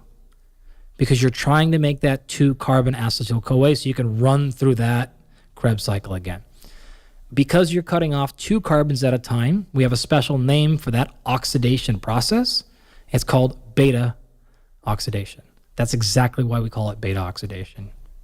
2 carbons in, you cut it off to make that acetyl-CoA. So you can notice the oxidation pathway, the electron transport pathway, is identical, whether you're talking about the carbohydrates or the fat. In fact, it doesn't even matter. More to our point, if we're talking about simply fat loss, it really just is about running that electron transport chain. Whether it came from a carbohydrate original source or a fat original source, it ends up in the mitochondria as basically the exact same thing. It then ends the end of metabolism as the same thing. Remember, the final endpoint of carbohydrate metabolism is water, ATP, and CO2. Do you want to guess the final endpoint of fat metabolism? It's water, ATP, and CO2. So, practical applications here. If you want to maximize fat loss, what type of training is best? It really doesn't matter. If you enjoy longer steady state stuff, fantastic. If you enjoy intervals, amazing. If you would like to do a combination, that's my personal preference, that's great too. You have a ton of options. Pick what you think is a combination of challenging. Not all exercise should be easy, but you will actually enjoy somewhat, or you're willing to accept. And anything that you absolutely hate, don't do it. Sometimes it is very, very, very difficult to do high intensity training. You have to really be interested in doing it. If not, it ends up turning into like moderate intensity training. You sort of just check the box. And it doesn't work that well if you're just checking the box. So if you're like, man, mentally, I don't have it in me today to get to a high heart rate and throw up and all that stuff, cool. But you can just do some moderate steady state stuff, well, that's a win. Great. If you're like, oh my gosh, more than 10 straight minutes and I'm so bored, and maybe you're also like, I don't have 45 minutes, I got to get this done in 8 minutes. Great. Go do some high intensity intervals. Either option will be equally effective. As you mentioned earlier, exercise is useful for aesthetic changes, functionality, and for longevity. But when thinking about exercise specifically for fat loss, I do have to ask this question. I often hear from people that they prefer one type of exercise versus another for sake of fat loss because certain forms of exercise make them very hungry. I'm wondering whether or not there's any relationship between the intensity or type of exercise and the hunger stimulus. Now, I don't have this problem because basically everything makes me hungry. And yet I'm also okay fasting for part of the day. Yeah. I'm one of those pseudo-intermittent fasters. Talk about what I mean by that. I just happen to eat between 11 a.m. and 8 p.m. naturally. Sure. I'm not religious about it, but I don't do it for any other reason except that tends to be when I'm hungry, and I exercise outside of that in the morning typically. In any case, is there a way that people can determine what type of exercise might be better or worse for them based on its appetite stimulating or inhibiting effects? Because I also hear that, some people will go for a long run and then they are quote unquote not hungry for several hours afterwards. Sure. Does that have anything to do with which fuels are being utilized during different forms of exercise? That's actually a really good question. I don't know the mechanisms that could explain that answer. What I can tell you is you hear the same comment for physical activity. In other words, people say, man, if I do this type of training, then I just am exhausted and I lay around the rest of the day. So my total caloric expenditure is actually compromised as an aggregate because I'm down. The data would suggest in general that doesn't happen. So most of the time we don't see a reduction in physical activity with either high intensity or steady state training. In fact, you generally see equal, if not increased, what's called NEAT. So it's the non-exercising part of your day in addition to the basal metabolic rate. So physical activity-wise, you don't tend to be problem. Now, hunger is a little bit of a different thing. The answer here is I don't think we have time to actually do justice on this, so perhaps best to not get into this one. Yeah, why don't we punt this down the road to our discussion about nutrition specifically and weave back to it. So we'll earmark it for that. Meanwhile, it sounds like if one is thinking purely in terms of burning calories and getting the health benefits of exercise to create a caloric deficit, to create fat loss, it doesn't matter whether or not they burn those calories using a form of exercise that relies predominantly on carbohydrate, fat, or protein, correct? It's not that it doesn't matter. It's that either one will work. Because when we say things like that, it doesn't mean they're actually identical. There are some slight differences, and maybe those differences are important for some people and not others. I'd say is either one is a viable strategy. Great. What about protein as a fuel? As an actual fuel, so here, let me give you an analogy. Imagine that you were with me a few weeks ago in southern Montana, and we were out in the wilderness for a week, okay? And it's cold out there, and you needed to make a fire. And if I said, look, you can pick any of these things. There's some wood over there. We brought some newspaper, and then we brought a match, and we need to create a fire. And we're going to use that fire to energy and heat up. Okay, I said, great. The very first place you would probably start to make that fire is the match. You light the match, and any match, hey, it's going to light immediately, but it's probably going to last 5 to 20 seconds, I don't know, before it burns out. That's phosphocreatine. Real fast, real burns out. If you were smart, you would take that match and then light the newspaper on fire, right? Now, if you were to burn a whole newspaper, it is more energy than you get to the match, but you still, I don't know, what's it going to take? A few minutes, some number of minutes before an entire newspaper burns up? Yeah, 5, I don't know, right? Depends on which type of newspaper it is, I guess, right? Amazing. That's carbohydrate, right? If you were really smart, you would use that to then light a piece of wood on fire. And a wood, if you've been in the wilderness, it can last hours, days. It's really quite unlimited. Your phosphocreatine storage is very limited, small. Glycogen is a lot higher because you can store it in muscle, you can store it in other places. So you have more, but not a lot. Fat is unlimited. The average person, if you're around, say, 70 kilos, up 170 pounds or so, and you're moderately lean, maybe 15% body fat, nothing crazy, you probably have enough stored fat to create enough energy to survive for more than 30 days, right? This would literally be, if you ingested 0 calories, you have enough fuel in your stored fat to keep you alive for certainly 30 days. You wouldn't feel good and all those things. But energetically, basically, fat will never, ever be your limiting factor to performance. So when we start talking about, well, what limits my performance in these areas, you can just wipe fat off the list. It will never be your limiting factor to any type of endurance performance. You simply have way too much. The only problem with fat is it's just too slow. I've got to mobilize it. I've got to get it in the blood, move it, that whole thing. Too slow. So if I want to go faster, I will never be able to fully utilize fat, which is why we talked about earlier. You'll never see a situation in which somebody is 100% burning fat as a fuel and no percent carbohydrate. It's always going to be too slow. Highest you'll get maybe 70% Protein in this equation is none of that. Now you may notice, how do you make paper? It's fibrous. You combine it with water. It gets pressed. It gets compressed. Yeah. Yeah, it's made from wood. How do you make a match? It's made from wood. What's carbohydrate? A chain of carbon. What's fat? A chain of carbon. These are similar molecules, right? They're meant to give you pros and cons. It's very difficult to just light a log on fire without a lot of work. You'd have to burn. So these are complementary systems that are really close to the same thing. Protein is none of those things. Protein is more like a piece of metal. So if you were out in the woods with me and we were trying to make a fire and you're like, hey, look, I found some old railroad over there. Let's throw that on there. I would probably look at you like you're crazy. Now, technically, can you melt metal? Sure, but you're going to burn a lot of energy to try to get a little bit back out of the metal. And now you've also cost yourself a very, very valuable structure. So protein as a fuel source for exercise or metabolism is just an incredibly poor choice. Your body will do it. Again, maybe 5 to 10%. But you're burning a very valuable supply in a situation in which you don't know where there's ever going to be any more. Remember, protein is fairly transient. You're not very good at storing it. You can store a ton of carbohydrate and an unlimited, literally, amount of fat. So you just really need to disregard thinking about protein as a fuel source. Your body does not want to do it. You're not good at it. You can go through a process of gluconeogenesis from protein, make glucose from it. It's just very poor. You're not going to get much out of the exchange, and you've burned your supply of metal, which is going to be very difficult. It's a very high commodity in the woods or the wilderness to have something like metal.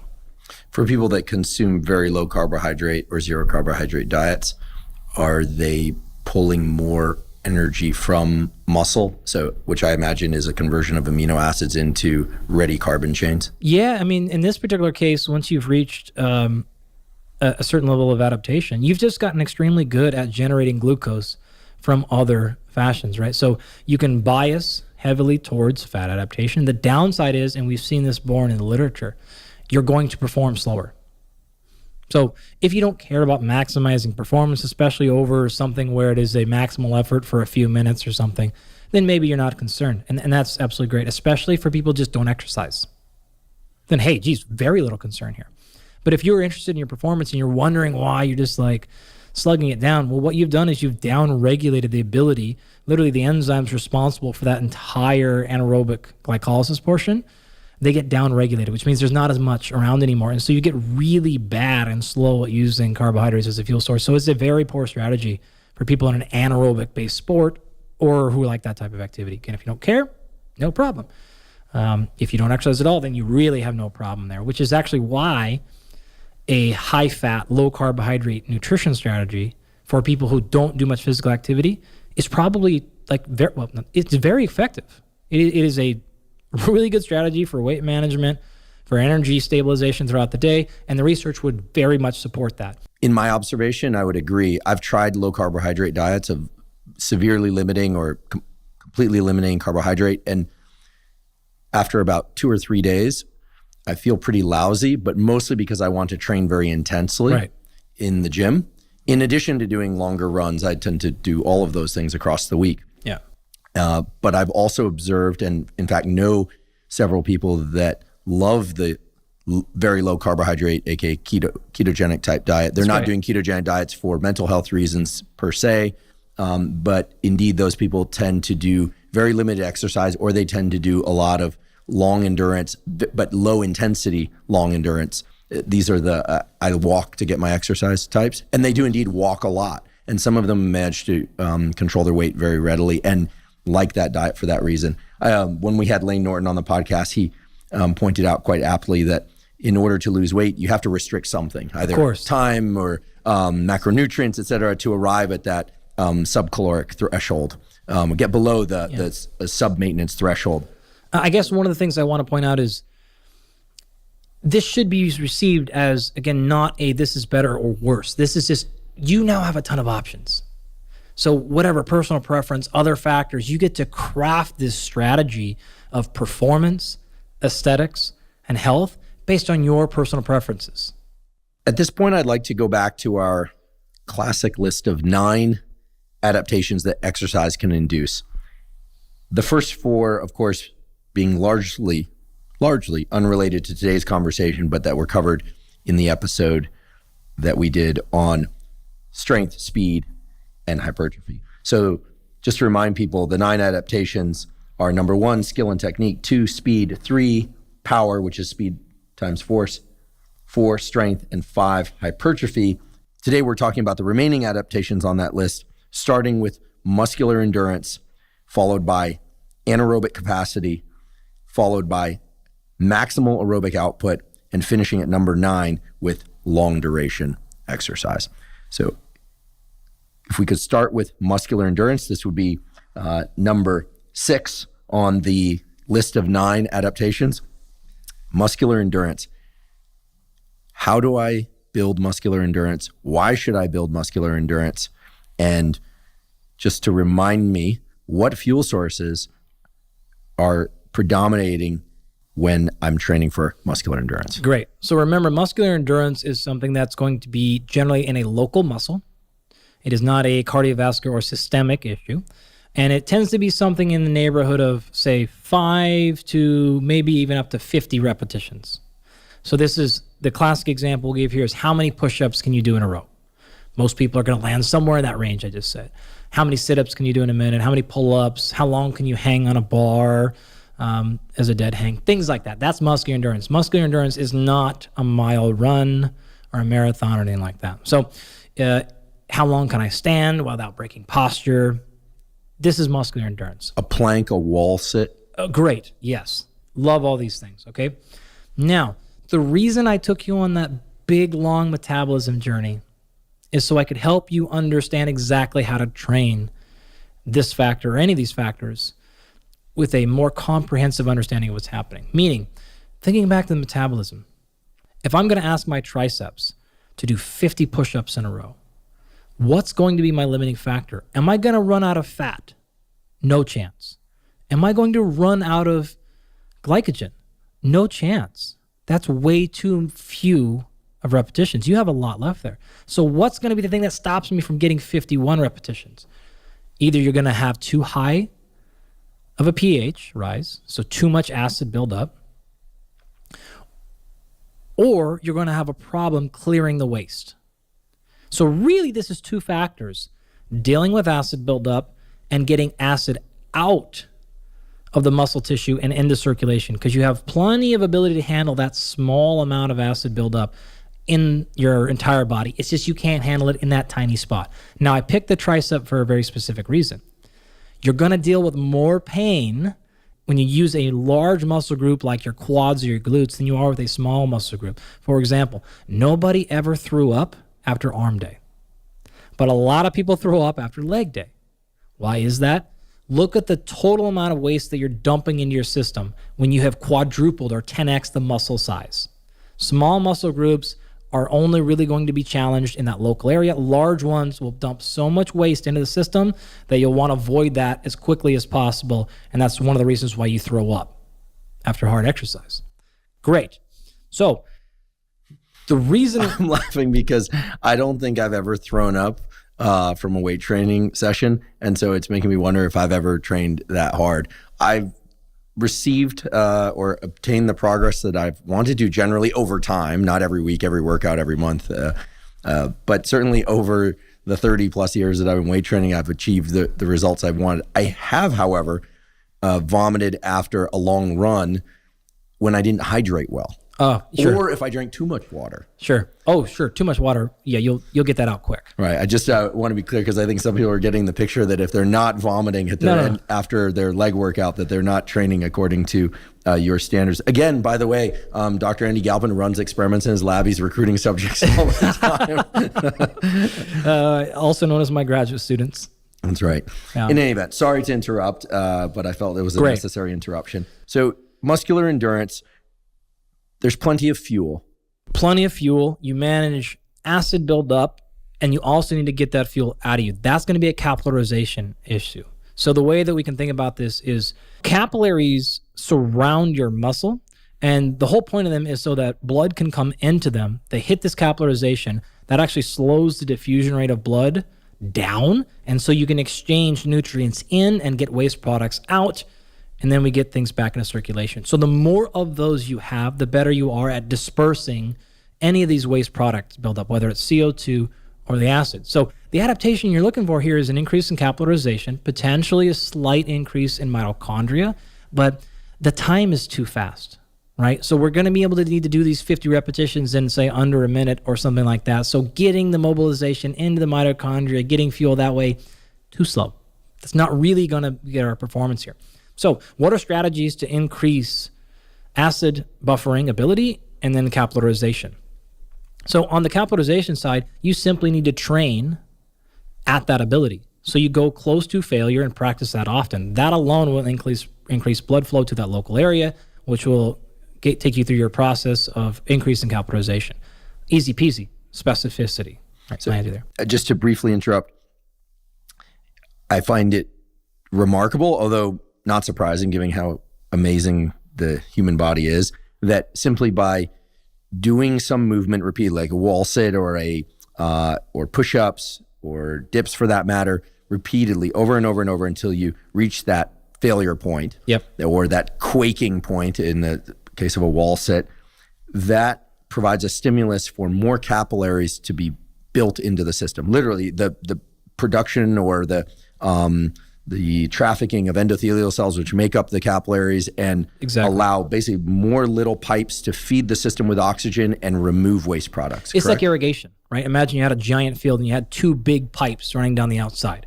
Well, in fact, if you want to make sure water gets evenly dispersed across the entire field, you'll have a bunch of offshooting little pipes. And the more of those you have, the more coverage you get.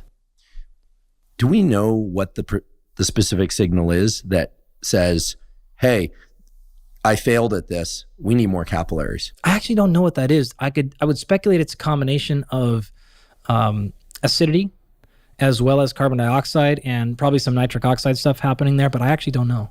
I'm guessing nobody knows for sure because we still don't know, for instance, what the exact signal is for hypertrophy. It's kind of an amazing situation. We know the requirements for getting the result we want, but we still don't know what the specific signal is. In any event, what I'm hearing is building more capillaries is great for enhancing muscular endurance. And the way to get more capillaries into those muscles is to train for muscular endurance by getting close to failure or to some point where you simply can't continue for whatever reason.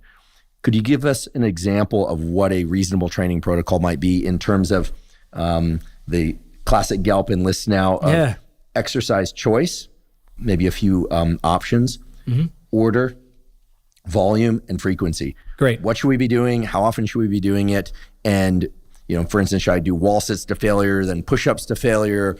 Given that this is a local process, I'm guessing that if I do push-ups to failure, I'm not going to increase the number of capillaries in my legs very much. Correct. So you nailed it. Exercise choice is high precision here. So pick the muscle group and the exact sequencing and movement pattern you want. High precision. This is the thing. If you want to get better at a plank, hold a plank. If you want to do more push-ups, do more push-ups. You can do some other stuff that's complementary, but really this is a high precision game. Do the exact same thing for exercise choice. Very simple there. Okay, in terms of exercise order, I suppose this dovetails with volume. Yeah. Can I combine training, let's say wall sits for my quads and nearby muscle groups, and then do push-ups to failure, and then also do some sort of pulling exercise to failure? Yeah, absolutely. Again, pick the exercises you want, the movement patterns you want to do, and do them. The order almost doesn't matter with the one caveat. With larger muscle groups, particularly, again, multiple leg activities, that will induce a small amount of systemic fatigue. And so if you, I guess, theoretically wanted to maximize your push-up number and you did a whole bunch of, say, split squats, and you just did those and you did lunges for a mile or something like that, you might actually slightly compromise, you might not, but you might slightly compromise your ability to do as many pull-ups in a row or hold a bent over row or something like that. So if you really cared about that level, then you maybe want to do the thing that's most important first. In general, my recommendation, though, is to do the bigger muscle group first. How many sets and how often should one perform training for muscular endurance, and when? Now, the lovely part here is we've moved down the spectrum past hypertrophy. You don't need a lot of load here. In fact, the load only needs to be at or slightly above what you want to move. So if you want to get better at moving 50% of your 1 rep max, you don't really need to train much more than 50, maybe 55 or 60% of your 1 rep max. Because if you go higher than that, the repetition count is going to fall. And you're no longer going to be training muscular endurance. So you just need to stay right around that number that you want to work on. So again, if the target is doing more pull-ups, and assuming that you have the strength to do it, and you check that box, you simply need to practice the repetition range that you want to be in. That's all it takes. You can repeat that a number of times, but because, remember, the volume is fairly low, the load is very, very low, you can actually repeat these quite frequently. So you won't get extremely sore from muscular endurance relative to traditional hypertrophy training because the load is very, very light. So you can do these more frequently if you would like. More frequently, such as? You could do it 3 or 4 times a week, easy, if you would like. You don't necessarily need to. 3 days a week per muscle group is probably fine here. If you wanted to do more sets on a given day and do less days, that would be fine. So if you wanted to do 2 days a week and you say wanted to do, let's say you could do 25 push-ups and the goal is to get to 30 push-ups, just as an example. You might say, okay, I'm going to do sets of 17 and I'm going to do 3 sets of that. I'm going to do that 3 days a week. That's going to build up quite a bit. Or you could say, look, I'm going to do a set basically to failure. I'm going to recover and do 1 or 2 sets at, say, 80%, and I'll do that twice a week. That's going to push the pace pretty well. You're going to have a lot of gains from that. And again, this is not about hypertrophy. This is about muscular endurance. Correct. So I do want to emphasize, and again, please correct me if I'm talking out of line here. I do want to emphasize that because we mentioned pull-ups. If you can't get 25 pull-ups, then and you're doing 10, you're training for hypertrophy. You're not training for muscular endurance per se. Remember, there's a big crossover here. So anytime we're talking past like 15 reps, we're technically in hypertrophy and muscular endurance. Got it. So here's the common mistake. I don't want to get bulky. So I'm going to go lighter and do more reps. And then people grow. And then you landed still right in the middle of hypertrophy range. Right. So like for people who are like, oh my gosh, like every time I lift weights, I blow up, I go lighter, I do more reps, and you're still right in the hypertrophy zone. They'd actually be much better off training very, very heavy in the 1 to 3 rep range. Bingo. They'd get really strong and they wouldn't grow much. Exactly. Mm-hmm. So tell me if this is a reasonable protocol for what I'm going to call the typical person. In my mind, the typical person is somebody who hopefully is doing resistance training, hitting that 10 sets per muscle group per week minimum. Yep. To maintain or build strength and hypertrophy, but is also doing some long duration training that we'll talk about in a little bit. Maybe throwing in a high intensity workout here or there, some sprints, maybe some plyometrics, some skill-based training. They're doing a bunch of different things to be what I would call all-around fit. Yeah. They're not training for any specific event or trying to maximize any one of the 9 adaptations to the exclusion of the others. Could that person decide, okay, after they do their longer run, they're going to do max time, a plank to max duration. They're going to do a wall sit to max duration, and they're going to do push-ups to max duration. And then also do that same workout before they do their high-intensity interval training some other point during the week. And then maybe even do it again on their so-called rest day. Just a real quick 5 minutes. And in doing so, build more capillaries into the relevant muscle groups and build their muscular endurance. Yep. Without eating into their overall recovery too much. Too much, yeah. So again, the nice part about this is they don't hammer you too much. You're not going to get tremendously sore if you keep the load light.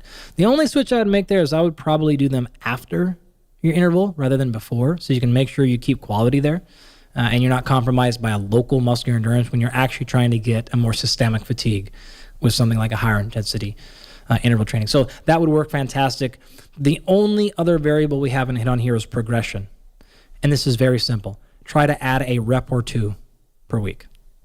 That's really all you have to go after. So if you're up to 22 this week, try to hit 23 next week. Or for wall sits and planks, that would mean add time. Time. Yep. Right. And if you run into a wall there, just like the same concepts we talked about with strength or hypertrophy, back it down to more like in the 80 or 85% range and accumulate a lot more practice. That's going to help a lot with capillarization as well as acid buffering. So you're going to continue to give yourself signals for upregulation of the processes needed for that. And it's not always pushing you to the end failure, just like we don't want to always go to failure with strength. We don't want to always go to failure with high intensity intervals either. Same thing would be happening here. What about anaerobic capacity? How should people train for anaerobic capacity? What exactly are they training for? Meaning, what is the structural or cellular adaptation or adaptations that are occurring that allow for increases in anaerobic capacity?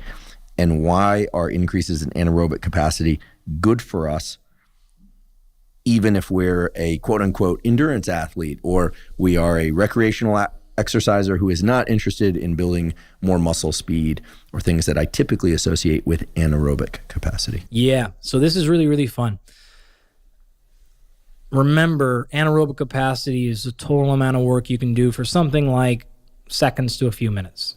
And this is extremely high levels of fatigue, the highest you're really going to see. And by fatigue here, I mean acid buildup byproducts, not fatigue as in like mentally, I don't want to do this anymore. So if we just think about the energetics for a second, I'm going to do, say, let's take a really easy example of people have done that thing where you go to the track and you sprint the straightaways and you walk the corners. Yeah, remember that sort of thing? Yeah. Tabatas, 30 on, 30 off. Things like this. Like this is what we're talking about in this kind of anaerobic capacity area. Now, here's what's going to happen. Is fat going to be your limiting? No, we've already made that clear, right? What about carbohydrates? Well, if it's a single bout or a 2 or 3 bouts, probably not. But if you're doing this for a long time, say you're going to go 30 on, 30 off for 20 rounds, you may actually start reaching a point of running out of muscle glycogen. In any of those cases, though, you're going to be running into an acid problem.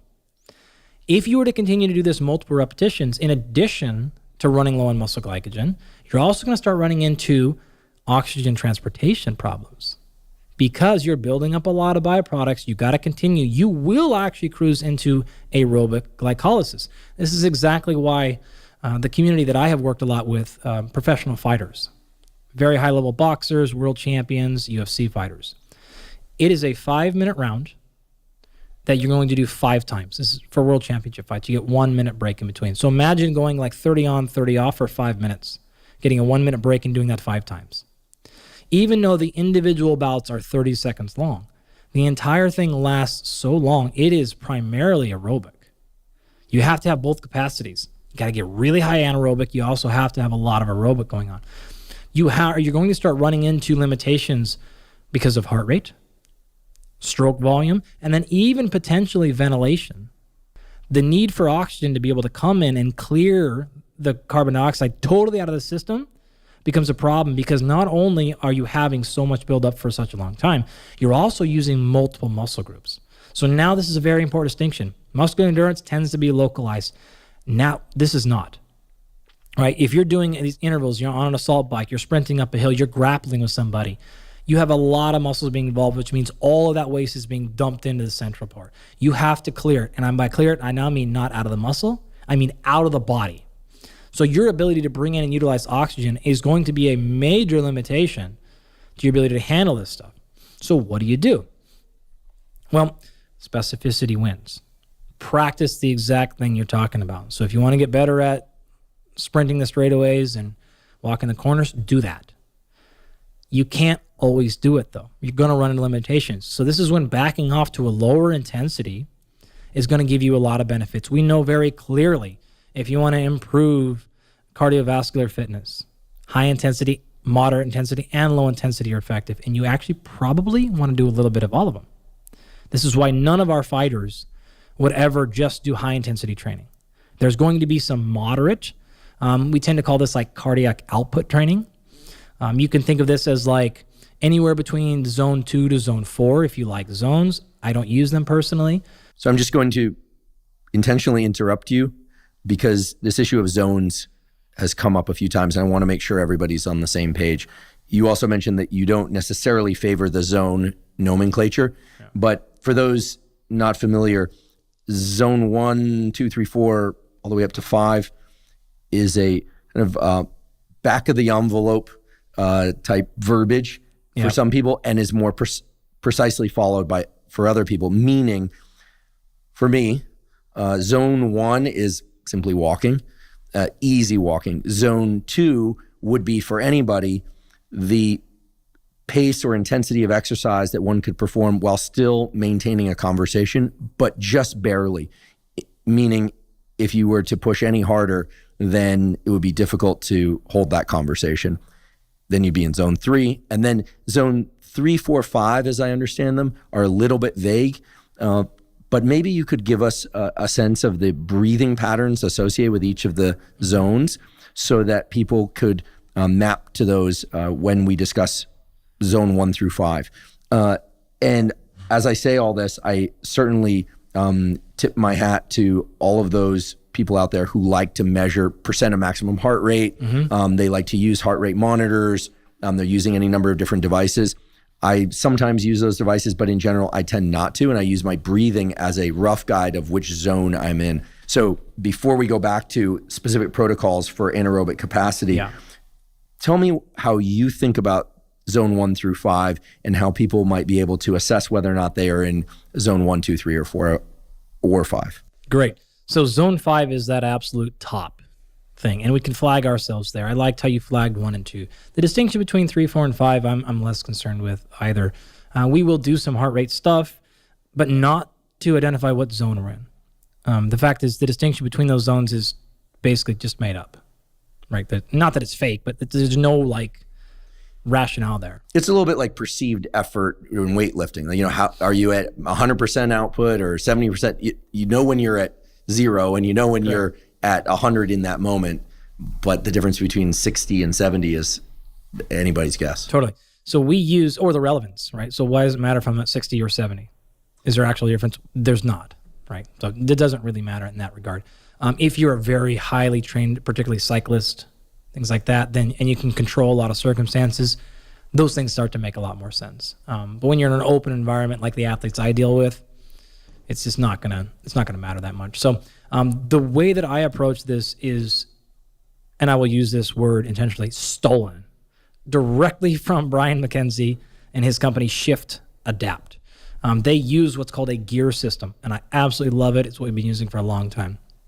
So with Brian, with your permission, I'm going to take it right now. Thank you, Brian. He gave me the permission. Thank you, Brian. Brian's a good friend of ours, and I do think the breathing gear system is a terrific way to think about the zones and to get a good sense of what zone 1 happens to be in. Yeah, great. So the first gear is your ability to simply breathe in and out through your nose at a set cadence. So basically, regardless of how hard you're working, can you restrict your breathing to like a 2 to 3 second inhale and then a 2 to 3 second exhale?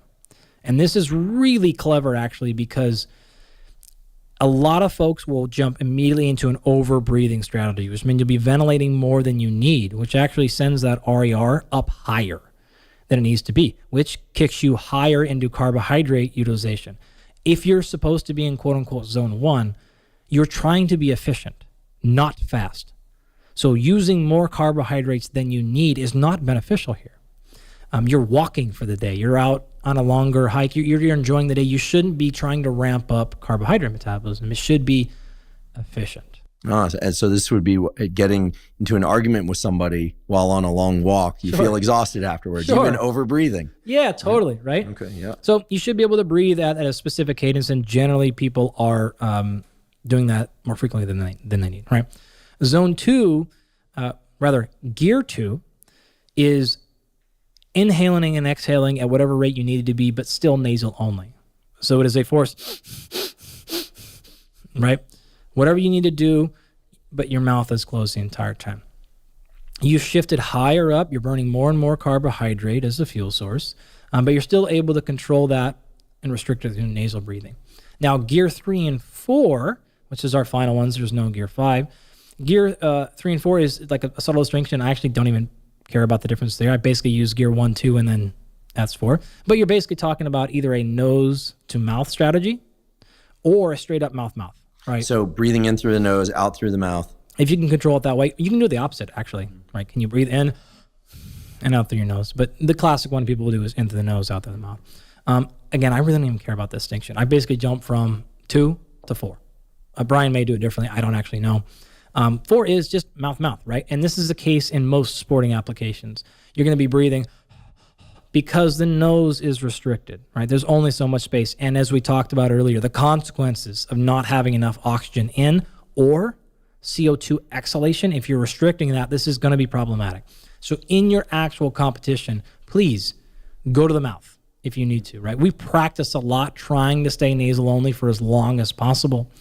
But that's going to eventually happen. When you're doing your high intensity intervals and you're really going as hard as you can, you're going to have to go to your mouth unless you're an absolute freakazoid and you can stay in your nose, but that's not going to happen, right? Most people can't get past, say, 70 or 80% while breathing through your nose. I know some people can get higher, but that's the general distinction. So we pay much more attention to those particular gears than we do heart rate zones. And zone 5 would be just pure mouth breathing all out, running for your life. The gear system is just 1 to 4. There's no 5th gear. Got it. So the gear 4 would again be mouth-mouth. Breathing as much in as you can, breathing as much as you can out. Got it. And I appreciate your description of the gear system and how it roughly relates to the zones we've been talking about. I also am reminded, if anyone wants to experience the relationship between breathing and the offloading of carbon dioxide and your ability to exert effort in anything, a game that a friend of mine sometimes likes to play when we walk or jog and talk is he'll say, let's just hold our breath now until we hit that piling or that lifeguard stand on the beach. And within seconds, you actually can start to panic. Absolutely. It also becomes very hard to coordinate your action after a little while. Again, be really careful with this, but it will teach you in a moment, in a very real world way, how important it is to be able to offload carbon dioxide, because you're probably not running out of oxygen at those lower intensities. No question. You're simply building up carbon dioxide, and that gasp reflex is screaming to go off, and you're actively suppressing it. Yeah. So the interesting test here is your CO2 tolerance. On Brian's website, you can go directly there. There's a video to how to run this test, and then you can put in your numbers, and it'll tell you sort of exactly what to do as a result of it. But the CO2 tolerance test is a test of exactly what you just mentioned. So you should be fairly tolerant. In other words, non-reactive. You can be responsive, but non-reactive to elevations in CO2. So you should see them and feel them, but you should be choosing how you respond rather than an inert reaction. There are interesting data looking at things like out of the blue panic attacks. You can actually notice those in blood via rises in CO2 up to 45 minutes prior to the event happening. So there are signals happening in your body that you may be sensitive or not sensitive to. The more in tune you can get with that, the better your life is going to be. And even if we're specifically just talking about exercise performance. So it's okay for CO2 to rise. It's going to rise. It's a byproduct of anaerobic metabolism. It's a byproduct of carbohydrate and fat metabolism, as we've established. It's going to get there. You're going to feel that. However, if you immediately go into a panic because of a small increase in CO2, this is a problem. So returning to anaerobic capacity. This morning we were training, not together. I couldn't keep up with your workout, but but in the same general space. And I did my once a week maximum heart rate 1 minute sprint on the assault bike. Sometimes I'll do more minutes, meaning I will do a 1 minute, then take some rest and do another minute after some rest. But I decided to do that 1 minute with you there so I could learn from you. And indeed, I have to assume that was largely within the anaerobic capacity realm. The first 30 seconds or so were manageable. We're getting more and more painful. Mm-hmm. There was a quit signal going off in my head. You said there's real magic that occurs around second 40, and indeed somewhere around second 40, for whatever reason, it seemed easier. But at the 1 minute mark, I was happy to stop because I was really at least what felt to me, 100% output. Yeah. Is that a good protocol for building up anaerobic capacity? keeping in mind what you said before, which is that specificity or precision, as you phrased it, is important. That is, if I want to train anaerobic capacity for sprinting, I probably should have been sprinting. Mm-hmm. Cycling, I was on the assault bike, and so on. How many of those 1 minute all-out sprints or 30-second all-out sprints on the bike could and should one perform per workout and per week? So marching through exercise choice. Yep, let's do it. Order, volume, frequency, and progression. Yep. Choice of exercises, train for what you want to improve. Is that right? Not necessarily. So in this particular case, if you have a specific goal, yes, of course, do it. Exercise choice, a couple of things you want to look for. You want to pick something that you feel extremely confident in the movement with, because you're going to forget your brain very quickly here, because you're going to go into our pain cave. Okay, so if you're not comfortable running, don't go run here. You're never going to get to the spot we need to get to it. If you're not comfortable, or if every time you go on a rower, your low back hurts the next day, don't do it. If you're not comfortable using kettlebell swing, you get the point. Don't do an exercise you're not comfortable with. You also secondarily want to be careful and cautious of heavy eccentric loads, because you're going to be doing a lot of repetitions at a high intensity. So this is where I love an assault bike. This is why a rower is great. Swimming is amazing. Running uphill, generally more favorable than running on normal ground, especially if you're not a runner. Don't run downhill. That's a lot of eccentric load. I don't love things like box jumps here, right? Because again, a lot of eccentric loading. If suppose you can jump up, land in the box, step down, but now you're too many things are going through your mind. I don't want to slip and fall. I don't want to smash my shin on the box. What happens if too many variables? Pick something that is safer, where you can really focus on your breathing and your posture and the performance. All right, so that's exercise choice. And then within that, if there's some specific thing you want to get better at, go ahead, do it. Okay. How many different movements? Meaning, should I do the assault bike and then some form of safe, executable overhead pressing? It's a little hard. It's a little harder to imagine anaerobic capacity for the upper body unless you have access to a skier or one of these. Or what are those things called? The climber machines? Yeah, the VersaClimber. The VersaClimber. That's the one. The VersaClimber. You can tell how often I do that one. It's a great great piece of exercise equipment. Yeah. So we're thinking how many exercises and in what order? Is it going to be 2 or 3 exercises, since you're involving a lot of muscle groups typically? Yeah. That's a really distinction. Generally, these are going to be total body movements. So you can do something like a ski erg if you want to really isolate your upper body. Great, love that. You can do lower body isolation like cycling, right, where your upper body's not involved. You can use weights here. You can do some barbell movements and stuff like that. They're just not my favorite choices for most people.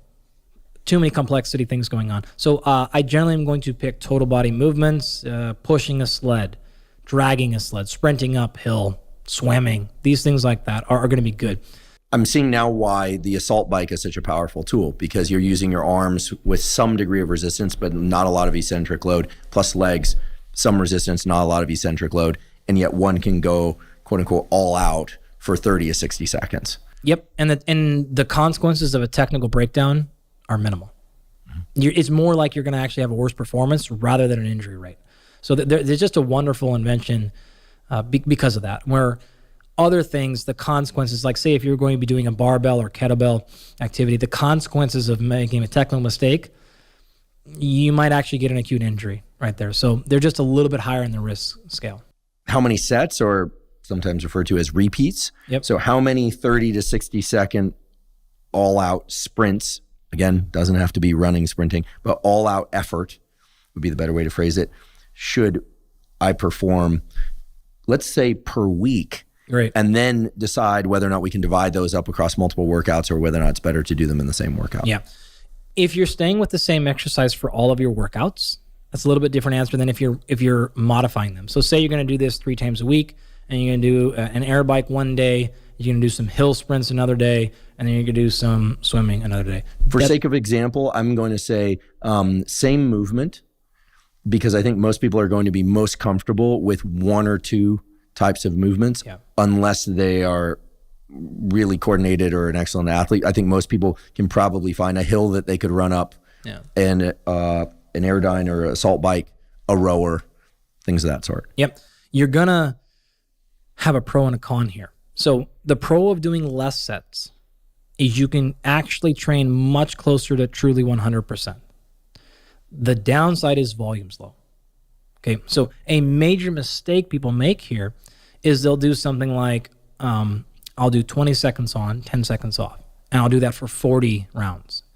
You're not really actually going that hard in those 20 seconds. So a key, in fact, if you look at the literature and all the positive benefits of high intensity interval training, that assumes you are actually hitting very close to 100%.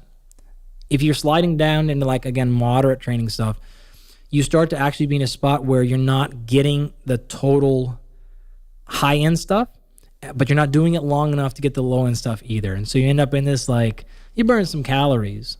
You probably still enhanced mitochondrial biogenesis and a little bit of capitalization, but you didn't really justify only doing 3 rounds. That's where the problem comes in. So in terms of a couple of protocols I'll give you, how many sets per week, it's really hard to give a number, unlike the strength training stuff where it was easy to kind of land some stuff on. A typical thing you'll see is like a minimum dose tends to be something like 4 rounds per day, 3 times per week. Wow, that's a lot. So my once a week all out effort of sprinting on the assault bike, the so-called Airdyne bike, for 60 seconds, 1 to 3 rounds of that might be doing something useful for me, but I should probably be doing that 2 or 3 times a week. If you're going to get to a max heart rate, I generally like to say, give me a minimum of 1 day a week. 2's better. Days per week, how many rounds? Whatever it takes you to get to that maximum heart rate, right? So in your case, you did 1 minute. Okay, good. If you're going to extend past a minute or 2, 1 round might be enough.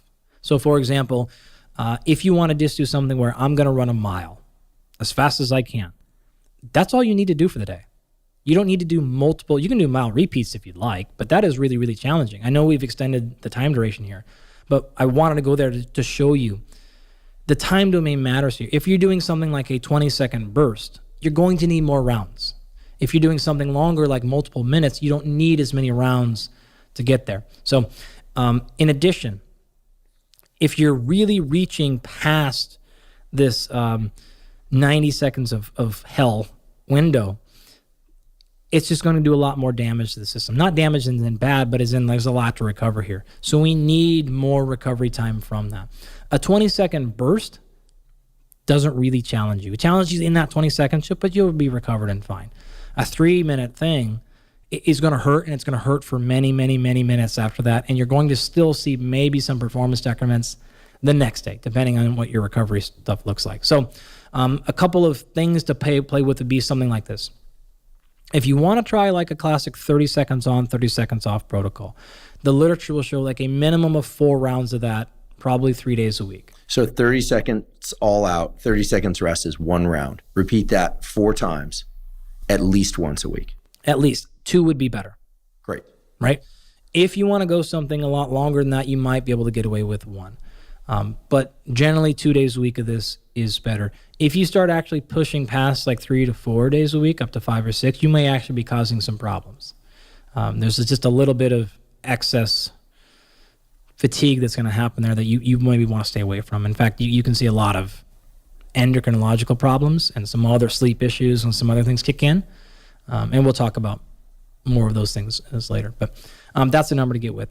If you want to try something more like a 20-second burst, I actually would recommend giving yourself more rest. So you can actually do a higher rest than work ratio. Most people tend to think of this as doing like 1-to-1, 20 seconds on, 20 seconds off, or lower. I love doing like 20 seconds on, 40 seconds off. The quality of that 20 seconds becomes extraordinarily high. And it's also possible to now get like 6 to 8 rounds. So as I'm hearing this, I'm going to wager an offer to you. And if you say okay, then to those listening.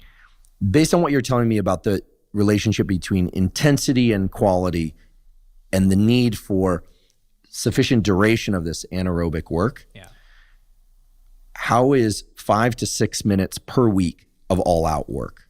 That's pretty good. So what that means for me is I would do 3 all-out 1-minute sprints on one workout separated by a minute or two, maybe more.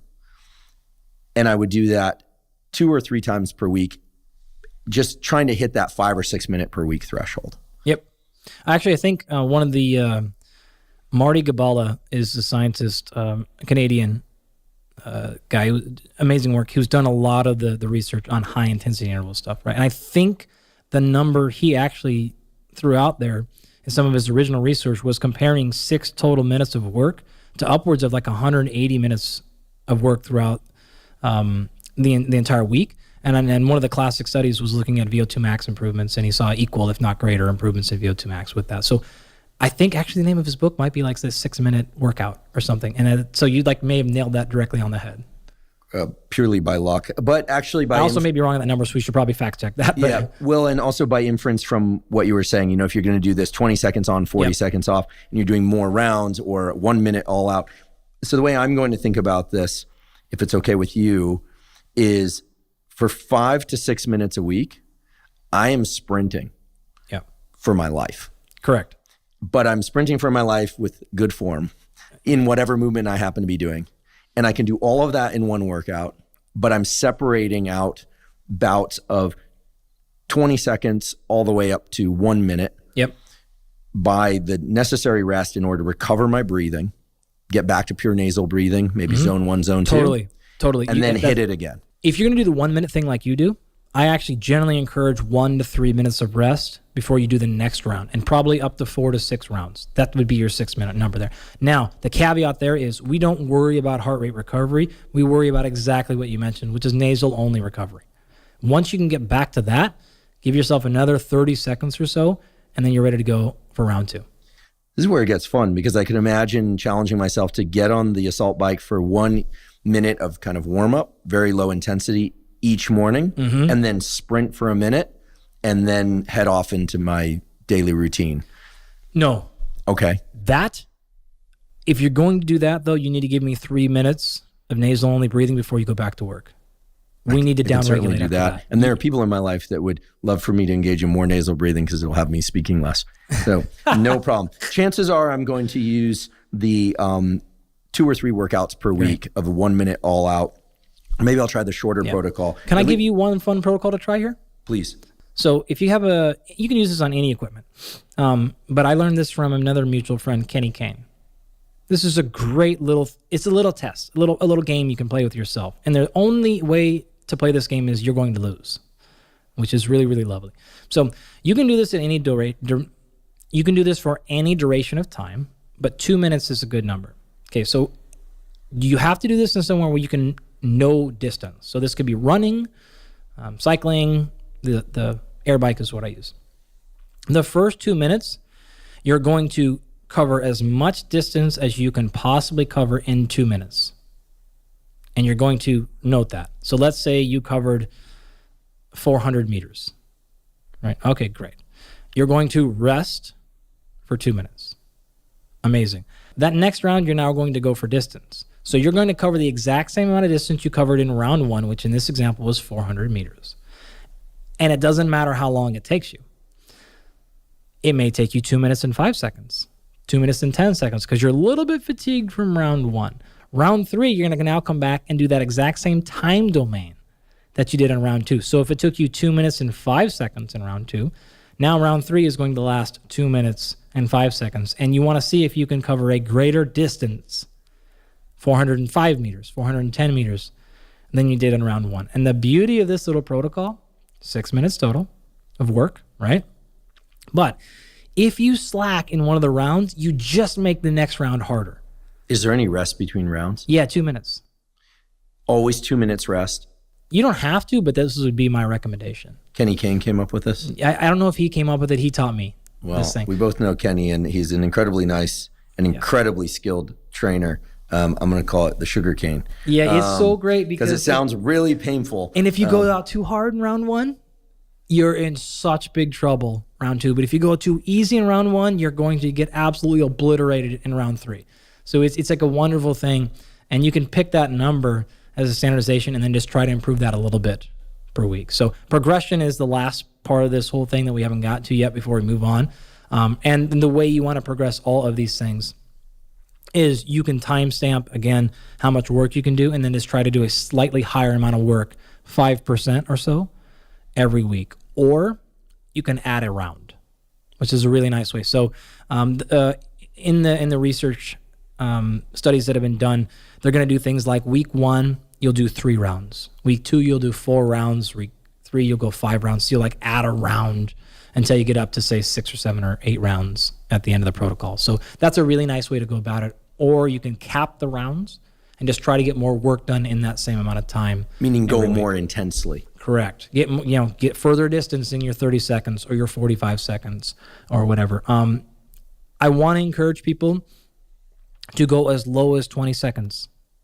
That's going to allow you to go very, very, very fast. That's going to actually challenge that phosphocreatine piece a little bit. I want to encourage people to also go as high as 90 seconds. So the honest way, the way that I will do it, not that it's about me, but just as an example of something you could do, I do something in the 15 to 20 second burst range. And I will generally hedge towards a 2-to-1 rest to work ratio. So I'm probably going to rest 40 to 60 seconds. That's to make sure that 20 second burst is extremely high quality. Cool. I'm also going to do something in the 30 to 50 second range. Okay, I might go 1-to-1 work rest ratio.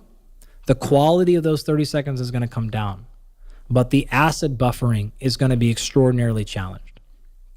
I also will do that with a triple or quadruple rest range. So again, 30 seconds on, maybe 2 minutes off.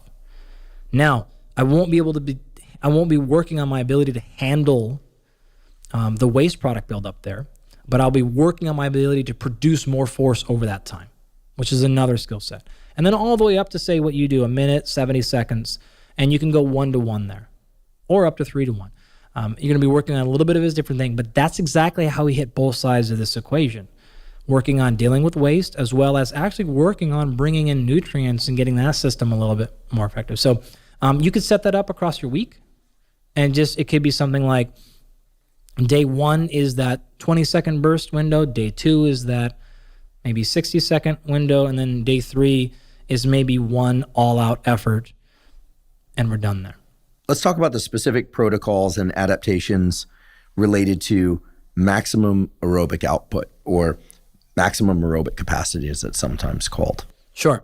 Now we're moving past like that couple of minute range into like the 5 to 15 minute range, but at a maximum intensity. So what's the highest you can go from there? We're not talking about our last category of long duration here. Well, the beautiful part is we've already explained a lot of it, because it's very similar to what we just talked about with anaerobic capacity. It is primarily going to be a problem of dealing with waste products, especially at the end. It's not enough total distance to be running out of muscle glycogen, though it may start to creep down a little bit. Fat's not going to be an issue, but certainly more oxygen transportation is going to be an issue. So we're just hedging a little bit more towards that side of the equation. Towards the end of that workout, no doubt about it, clearing out waste products is going to be a huge issue. But really, oxygen demand and delivery is starting to take more of a prominent role, because we have had more time to clear waste. And if we're not good at that, we're going to be failing earlier than we need. So the training for that needs to be a little bit at that exact same. So a classic thing here is a 1 mile test, right? This is going to last for most people somewhere between 5 and 10 minutes. You're sort of right in this window. If you just want to practice that once a week, we're done here, right? Exercise choice, same thing we talked about, right? Pick an exercise you're comfortable with that you can actually do, and you can progressively increase in terms of the intensity. You're not going to have to stop and change your exercise. You're not going to have to move around. It's like a circuit isn't great here, because you got to put one implement down, pick up another one. You want to be doing something where there is literally not a second of off switch. So similar exercise choice principles we just covered. If you're going to become a real savage and you want to do repeats here, you can.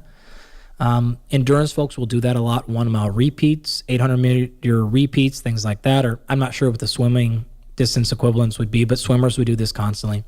But you don't need to. This is really hard. It's pretty hard in the system. It's very good for you. 1 to twice a week of hitting this I think you'll be in a really, really good spot. Frequency, we sort of just covered. We covered exercise choice. Volume, we just sort of nailed. And intensity is basically running you up to the top there. Now, because you can only do that so often, you want to add in another 40 or so % of your time being lower intensity support work for that. So this is something probably less than 85% of your heart rate, but higher than quote unquote zone 2. You got to be working here. This is not, I could have a conversation pace. This is higher than that. It's in between conversation pace and the pace I need to be at to run my fastest mile I've ever done. That's that middle ground. And you need to train that so that you can continue to work on capitalization, oxygen transportation, but you're not burning down the house, getting all the way up to 100 plus % of your VO2 max. Could I use a crude version of this where I say, okay, I'm going to exercise for 10 minutes. I'm going to go as fast as I safely can. And every week I'm going to measure how far I travel. Yep. Easy. In that 10 minutes. Love it. Probably not on the same day that I'm doing the anaerobic capacity work. Probably not. But probably okay to do after a strength training or hypertrophy workout, as long as I didn't train legs. You could. It's probably going to compromise recovery is the way. So I would, if you're going to do a session like this, I would probably do it on its own day. Unless you wanted to do something like speed or power, then you could roll right into this and have no problem. Maybe a strength day, hypertrophy day, I'm not sure you would do there because, again, especially if you did any sort of lower body exercise, you're going to be compromised here. But remember, these tend to be full body movements. So even if you did arms that day, your arms are going to be compromised. And you don't want to fail this because of local muscular failure. All right, so now I've got my work cut out for me. I'm going to be doing 5 to 6 minutes per week of all-out work divided into 20 to 60 second bouts with sufficient rest. And I'm going to give myself 10 minutes a week of, in my case, it'll probably be running as fast as I can because I do enjoy running and I can do it safely, maybe uphill and see how far I go. Yep. If you want to combine the two, so if you're just saying, hey, I'm bought in, Andy, like I want to do both of these things. They are similar, but they have independent benefits. I'm convinced. How would I build these into the same week? Maybe do one of each.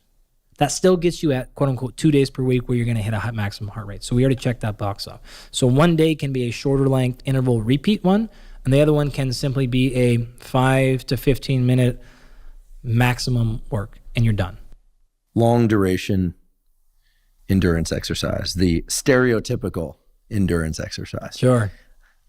How far, how long, how fast, or how slow should I go? And here I'm going to venture that exercise choice is one that we could click off even at this point in the discussion, because obviously it's got to be something that I can do for a long while without getting injured. Overuse injuries. There's a little bit of novelty we can actually throw in here. So one of the things I love to do for long duration endurance for people who don't love running, cycling, or swimming is you can do a really cool workout, any number of things where you can put a little circuit together. As long as there's not a lot of downtime between one circuit to the next time, you can actually do something as simple as like maybe you're going to do farmer's carries and you'll do that for say 3 minutes, and you'll set those down and you'll go straight into a plank for a minute, and you'll pick that up and you go straight into maybe body weight squats for 2 minutes. Then you go straight into another exercise, and you can sort of rotate things around. Maybe you can do even some like shadow boxing stuff or some jump rope. You can do different gymnastics movements and body weight movements, and you can run that thing through, and you can basically get the exact same thing accomplished and not feel like you're doing, oh my gosh, this mind-numbing type of training, if it feels like that to you. Another way you can do that to actually even simplify it even more, we've done this at Kenny Kane's gym plenty of times, where you just maybe even pick 3 machines. So you're going to go, I'm going to go 10 minutes on the rower, then I'm going to go 10 minutes on the treadmill, and then I'm going to go 10 minutes on the bike. You can actually knock a 30-minute quote-unquote steady-state session out in and not feel those problems if those things happen. So you can actually have a lot of fun there. We will do a lot of times with our fighters, we'll do things like put a very low load. I'm talking sub 50% of your max. on a barbell and you're going to squat and you're going to do, maybe a minute. You're going to put that down and then you're going to go over and do 50% of a bench press. You're going to put that down. You're going to go over and do 50% of a crab walk. And then you're going to go over and do another one. And you can actually run through this entire thing. You don't hit that many reps in any individual movement. The load is very, very light. And you can keep heart rate basically at a steady state and do 15 or 20 or 30 different exercises. And it's actually like fairly fun and engaging to do. And it's a little bit more specific than trying to get a 275-pound NFL player to run for 30 minutes, which is not going to be good. So I'm just chuckling because I love to run outdoors. And I've enjoyed runs on all my travels. And I find it to be a great way to see different places. And I like moving through space, but there are weather conditions and times when that's not an option. So what you described is a terrific alternative. I have to assume that the specific adaptation that's occurring here is related to the fat burning system. And again, that doesn't necessarily mean fat loss overall, but fat burning system. And yet I do have a question, which is, can you build enhanced microcapillary systems into the muscles by doing this long duration cardio? Yeah, absolutely can. In fact, depending on which paper you like more than the other papers, you may even find evidence that this is a superior method than anything else. So steady state endurance is very important. I used to not like it as much. There's just so much evidence now that suggests it's probably a really good thing for basically everybody. Maybe for some individuals, it's not in all year of their training. But if you're not a high-level athlete or have a very specific goal that's right in front of you, it's probably best to do at least 20 minutes as a minimum, maybe 30 minutes of some steady state exercise once a week for basically any training goal, outside of, again, a couple of really specific scenarios that are happening. The other thing that kind of kicks in here that we haven't really talked about is now we're actually reaching a position where fatigue of the intercostal starts to play. So diaphragmatic fatigue starts to run an indication. So we forget, generally breathing is a contraction to open up the lungs to change pressure so the air will flow in. And then the exhalation is passive, right? It's just a muscle's been stretched, it goes back to its resting. When you get to a maximum heart rate, inhalation and exhalation become active. So you're squeezing as hard as you can to open up and you're squeezing to contract to blow air out. You're going to get fatigued, that system, right? Over time, you have contracted to open up. If that system starts to get fatigued, you start running into failure here. So you need to practice that. And this is when all kinds of things like breathing drills to just simply training in this fashion. There's all kinds of exercise devices for your lungs. And when we say that, that's what we're really talking about. The musculature around the lungs needs to not fatigue. So that's the only other little component I wanted to throw in here. If we're not talking about acid buffering, which in this particular case is not a problem anymore, the time domain is long and slower. So we have plenty of time to use fat as a fuel. We also have plenty of time to use anaerobic and aerobic glycolysis and clear out waste products. So we don't really see pH being a problem with this type of exercise. You may start running low on liver glycogen if you're going a very long time. Muscle glycogen may start getting low, but not really. These are huge issues. You're going to run into maybe a little bit of a stroke volume issue, but the intensity is not high enough to become a problem. You're more likely to break down posturally or breathing mechanics than really anything else, unless, again, that duration really gets generally past 2 hours for most people. So those are the things that are going to limit us. So how do we improve it? What do we train? We went through the exercise choices.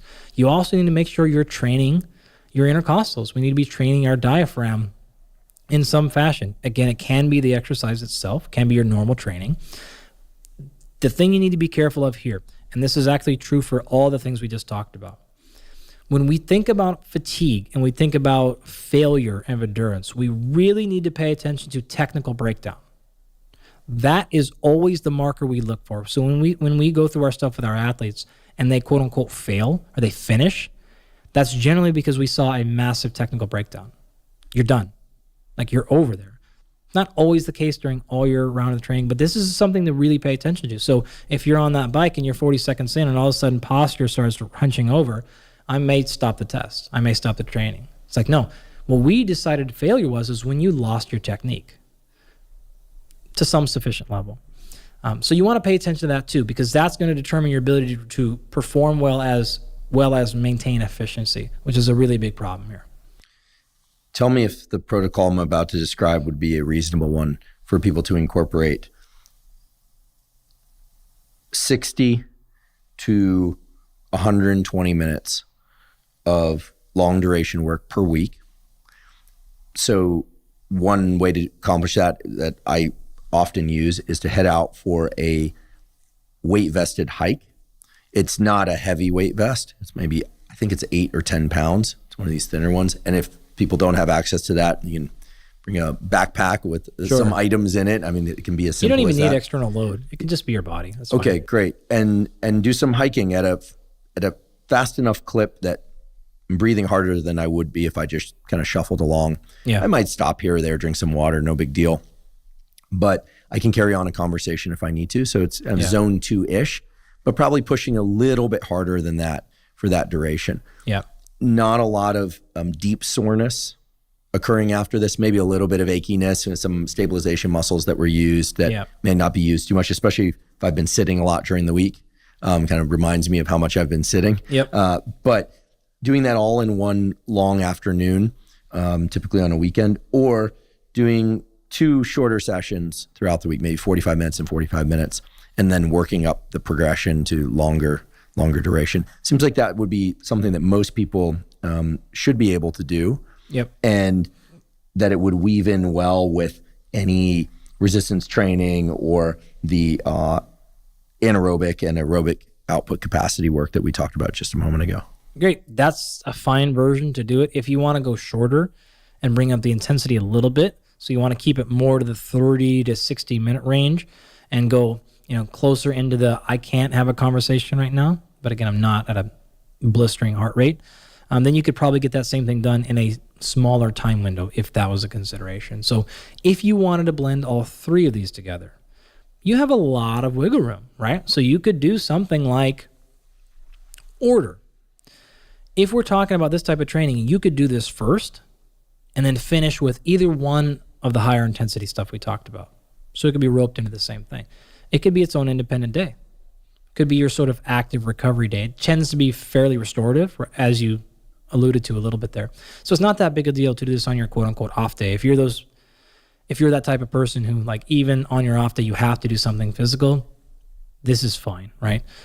If you wanted to do it on a lifting day, especially if it's a power or strength day, it's probably fine. If you wanted to do it before the workout or after, either way, you're probably okay. Probably best to do it after if the primary goal is one of the strength training adaptations. If it's not, if this is the primary goal, do it first. Amazing.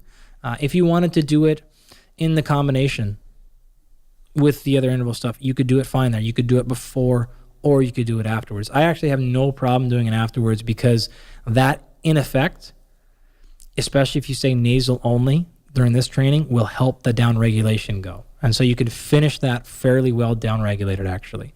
So it's kind of like a nice way to get thoroughly warmed up, go really, really hard, and then give it a nice 20 to 30 minute slow back down. And by the time you finish, maybe even on a 3-minute walk. Nice slow nasal breathing. A 4-second inhale. 4-second inhale, maybe 5. So you can play with the numbers a little bit.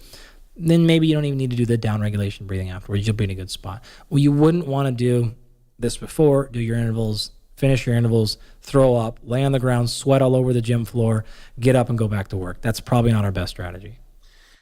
As people are hearing this all, they may be thinking, wow, this is a lot of work to do. But I've been keeping track of the math here, so I'm sure some of you out there are as well. And we're really talking about 10 minutes of running or sprinting on the bike or rower once a week. We're talking about 6 minutes or so of the much higher intensity but short bouts divided into rounds of 20 to 20 seconds to a minute with rest in between. And then some longer duration workout of 30 minutes minimum, but maybe as much as an hour, even 2 hours, which in total doesn't really equate to that much time, especially if one can access these things right out their front door or at home. And as we pointed out, you don't need any specialized equipment to do that. Oh, and I forgot the muscular endurance. I wasn't trying to cheat there. Some muscular endurance thrown in as well. So that brings me to a question, which is, if I'm doing my training for muscular endurance each week, for anaerobic capacity, and for maximum aerobic output and long duration, and given that all of that is going to take roughly 2 hours for the typical person total for the entire week, which I would argue is going to give you back so much life, literally, in terms of longevity. You're literally going to earn back years of your life. Productivity, you name it. Offsetting all sorts of metabolic issues and enhancing your sleep and improving mood. I mean, there's so much data pointing to all those positive benefits. If I do all of these things, and I'm fairly consistent about them, am I going to be metabolically flexible? Am I going to have a well-developed fat-burning, carbohydrate-burning system? And will I be essentially fit? I mean, this is not leaving aside issues of strength and hypertrophy, which were covered in the previous episode. Will I be fit? I mean, to my mind, the ability to, sprint very fast if one needs to, the ability to go longer duration if one needs to, and the ability to do something in between, as well as, hold a box overhead if necessary while installing a shelf or something like that. These are the realities of life. And to me, represent real functional world fitness. If that's the case, is there anything that we would want to add to this program, or would you consider that a fairly comprehensive and complete endurance training system? If we remember the target, which is I want to have energy, I want to look a certain way, and you want to be able to do that for the duration of your life, for a very long life. This style of training where you incorporate all of those areas of endurance gives you all of the necessary adaptations one would need to execute all of those things. Remember, fat loss or weight management is not best done with any individual style of protocol. So if you do a little bit of all three of these, you've checked that fat loss box. You don't need to go out and do anything separate for it. You've done all the things then to cover aesthetics from that side of the equation, right? You've done the things to both enhance mitochondria, to enhance blood flow, increase oxygenation, and manage fatigue and waist development. Boom, energy's there. Fatigue is there. I'm not going to get tired or have to quit or stop or sit down doing any of these activities I want. At the same time, if you look at the literature on mortality, one of the strongest predictors of how long you're going to live is your VO2 max. So we've set up a scenario in which you're going to hit all three of those primary goals by doing a combination of this training.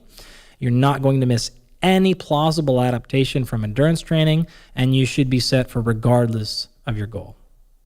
Incredible. And as I understand, totally compatible with strength and hypertrophy training, provided that your goal is to also be strong and also selectively hypertrophy or generally hypertrophy your muscles or maintain your muscles. For many people that are listening to this, I'm guessing that they have an interest in building more endurance, but not just the ability to go further, but the ability to go a given distance at a higher speed and to do it with better form and to breathe better and to feel better before, during, and after. For those folks, maybe you could spell out a program that combines these different elements of endurance and does so in a way that informs how, for instance, the higher intensity, short duration sprints would be expected to improve their longer duration work, and how perhaps their longer duration work can progress if they are careful to include some planks and some wall sits and things of that sort. I ask this question specifically because I have to believe that while there probably are some folks out there that are looking to just maximize their plank from week to week to week, typically it seems that people fall into these categories of either wanting to get stronger and get bigger muscles to varying degrees, or to get better at endurance, or to get better at everything overall. Right now, I'd really like to just focus on what you think is a nice contour of a program for the person that wants to get better at endurance, but do it with more speed, more stability, and just feel like a strong endurance runner, cycler, swimmer, or whatever happens to be their endurance event. Okay, great. So let's just give an example. Maybe you want to run your first half marathon, something like that, okay? Maybe you've done it a couple times before, but you just want to get better at that time. I would probably put somewhere in the neighborhood of 60 to 70% of your mileage in the moderate intensity zone. Okay, so you need to accumulate mileage, and you need to be able to handle what we call the tissue tolerance. So in this case, your feet need to be able to handle 13 miles of pounding. Okay, it doesn't matter how much high heart rate training you do or your fat deliverability. None of that matters if your feet are blown up by mile 8. Okay, so in addition, we talked about how even training in that 70 to 85% heart rate zone is quite effective at oxygen delivery, fat utilization, capitalization, etc. So you're going to get a lot of direct endurance benefits from that work. You're also going to be working on what's honestly going to be one of your limiting factors, which is that tissue tolerance and that pounding, okay? In addition, you need to be efficient with your technique, and you need a lot of repetitions for motor skill development. So you want to spend most of your time there. It's easy to recover from. It's not extremely demanding and challenging. Awesome. That leaves you with another 30 or 40% of training. I would spend 10% of that in that 20-second burst area. You're going to drive up fatigue extremely high, and you're going to really maximize your ability to recover from waste production. All right, great. I would spend the remaining amount of time either on a little bit of actually maximum speed stuff. That could actually be in the 20-second burst if you're really trying to go as fast as you can at the beginning of that exercise. And then the rest of it I would spend in that other zone, which is more of the 5 to 15 minutes, but you're probably going to want to repeat those. And this is when things like 800-meter run, rest for double the time, and then repeat that 2 or 3 times. You actually need that in this scenario because you're going to need to be able to be running for most people are going to do a half marathon in maybe around 2 hours or so, something like that. And so you want a little bit of what we call repeated endurance, right? So be able to handle that higher heart rate, come back down, do it again. At the same time, that's actually how you bump your mileage up. So instead of having to just do more of these long duration distance runs, you can still get maybe 5 or 6 miles done in a day if you're going to do a 1 mile repeat or whatever number you're looking at. So for a lot of people, that's kind of how I would structure it. That's honestly is very similar to what we laid out in the previous conversation, which is getting to this idea that more than 50% should be basically practice. A little bit of work at the very top end of the spectrum, but not too much. And then a little bit of work at the other end, and you should be in a good spot. A major mistake one would make here is only doing the long duration steady state stuff and just sort of saying, I'm going to run 5 miles this week and then do 6 miles next week and 7 a set. That might work for you. I think we have enough evidence at this point, both in the scientific realm as well as most of the coaches, I think in this space would agree with me, is that's a suboptimal strategy. So it could work, but we can do better. And in terms of the structure of a program like this, I realize that those structures vary tremendously. Different coaches and different books and different programs are going to say, oh, you should run Monday through Friday with weekends off or every other day. But in terms of this 70%, 30% divide, where 70% is going toward the specific event, doing the kind of work that you're going to do during the specific event that you're most interested in cultivating or improving, and the remaining 30% coming from other sorts of supporting work. How should one think about distributing that other 30%? Should it be all geared towards maximizing recovery for the 70%? Or in other words, could I do all that 30% work on one day? I probably would split it into 2 days. That's the reality of it is. So if you're thinking, man, coach wants me to train 6 days a week, my schedule is tight, I can pull off 4 to 5. Okay, great. What I might say is 2 of those days are just your tempo, right? This is what like a runner would call it. It's like tempo training, kind of in that space. Great. Remind us what tempo training is just it for would be this like 60 to 80% effort range where you're like running at probably the same stride length and rate that you're going to run your race at, maybe a little bit lower, but something similar. You're practicing skill, you're accruing mileage, and you're getting work in, for sure, but it's not absolutely the fastest you can sprint, and it's also not conversation. So this would be the, what before we referred to as the 10 minutes of fast running or 10 minutes of fast rowing. This is lower intensity than that. Got it. This is work accumulation. Got it. This is practice stuff.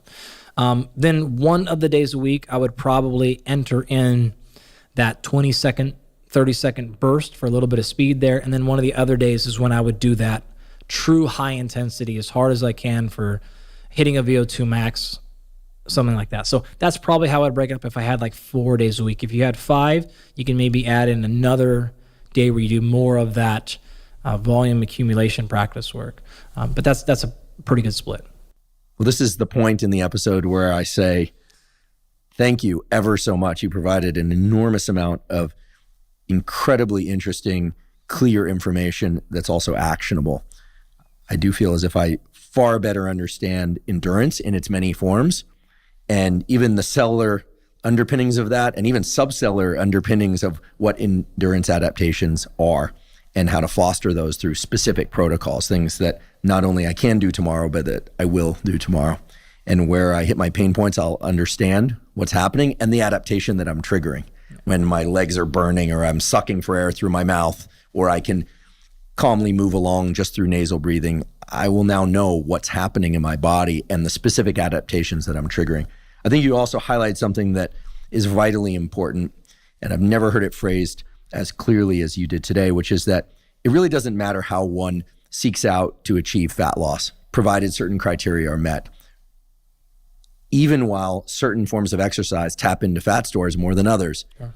And you beautifully illustrated the relationship between energy utilization and breathing, and the fact that we literally exhale fat to some extent. Of course.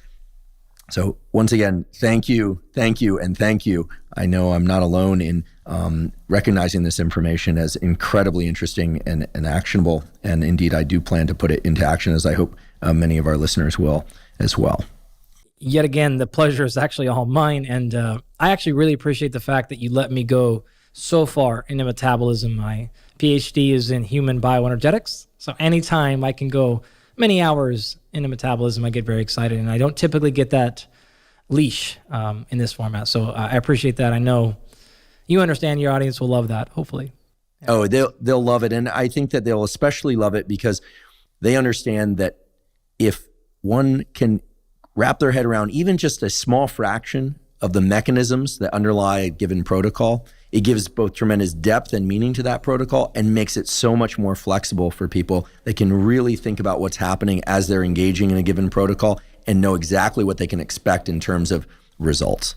Great. We've been on a bit of a journey here. We've covered a lot of ground with speed development and strength and hypertrophy, and now we walk through probably several hours here of endurance. What I would love to do next is to just give you a more straightforward, not as much background, not as much metabolism, none of the mechanisms, right into protocols for someone who says, look, I want to hit those marks you keep talking about. I want to look good, I want to feel good, and I want to do that across my lifespan. How would I build all these things into a protocol that actually covers maybe the entire year? And how would I be able to repeat that year after year? So I almost have this evergreen, sustainable, year-long periodization structure that covers all the nodes I need to if I want everything we've talked about in these 9 adaptations in this short series. So I would love to do that in our next conversation. If you're learning from and/or enjoying this podcast, please subscribe to our YouTube channel. That's a terrific zero-cost way to support us. In addition, please subscribe to the podcast on Spotify and Apple. And on both Spotify and Apple, you can leave us up to a 5-star review.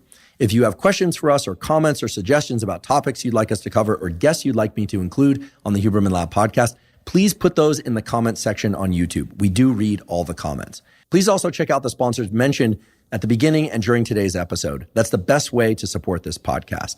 I'd also like to inform you about the Huberman Lab podcast free newsletter. It's called the Neural Network Newsletter, and each month, the Neural Network Newsletter is sent out, and it contains summaries of podcast episodes, specific protocols discussed on the Huberman Lab podcast, all in fairly concise format, and all completely zero cost. You can sign up for the Neural Network Newsletter by going to hubermanlab.com, go to the menu, and click on Newsletter. You provide us your email. We do not share it with anybody, and as I mentioned before, it's completely zero cost. By going to hubermanlab.com, you can also go into the menu tab and go to newsletter and see some example newsletters from months past. Thank you once again for joining me for today's discussion about fitness, exercise, and performance with Dr. Andy Galpin. And as always, thank you for your interest in science.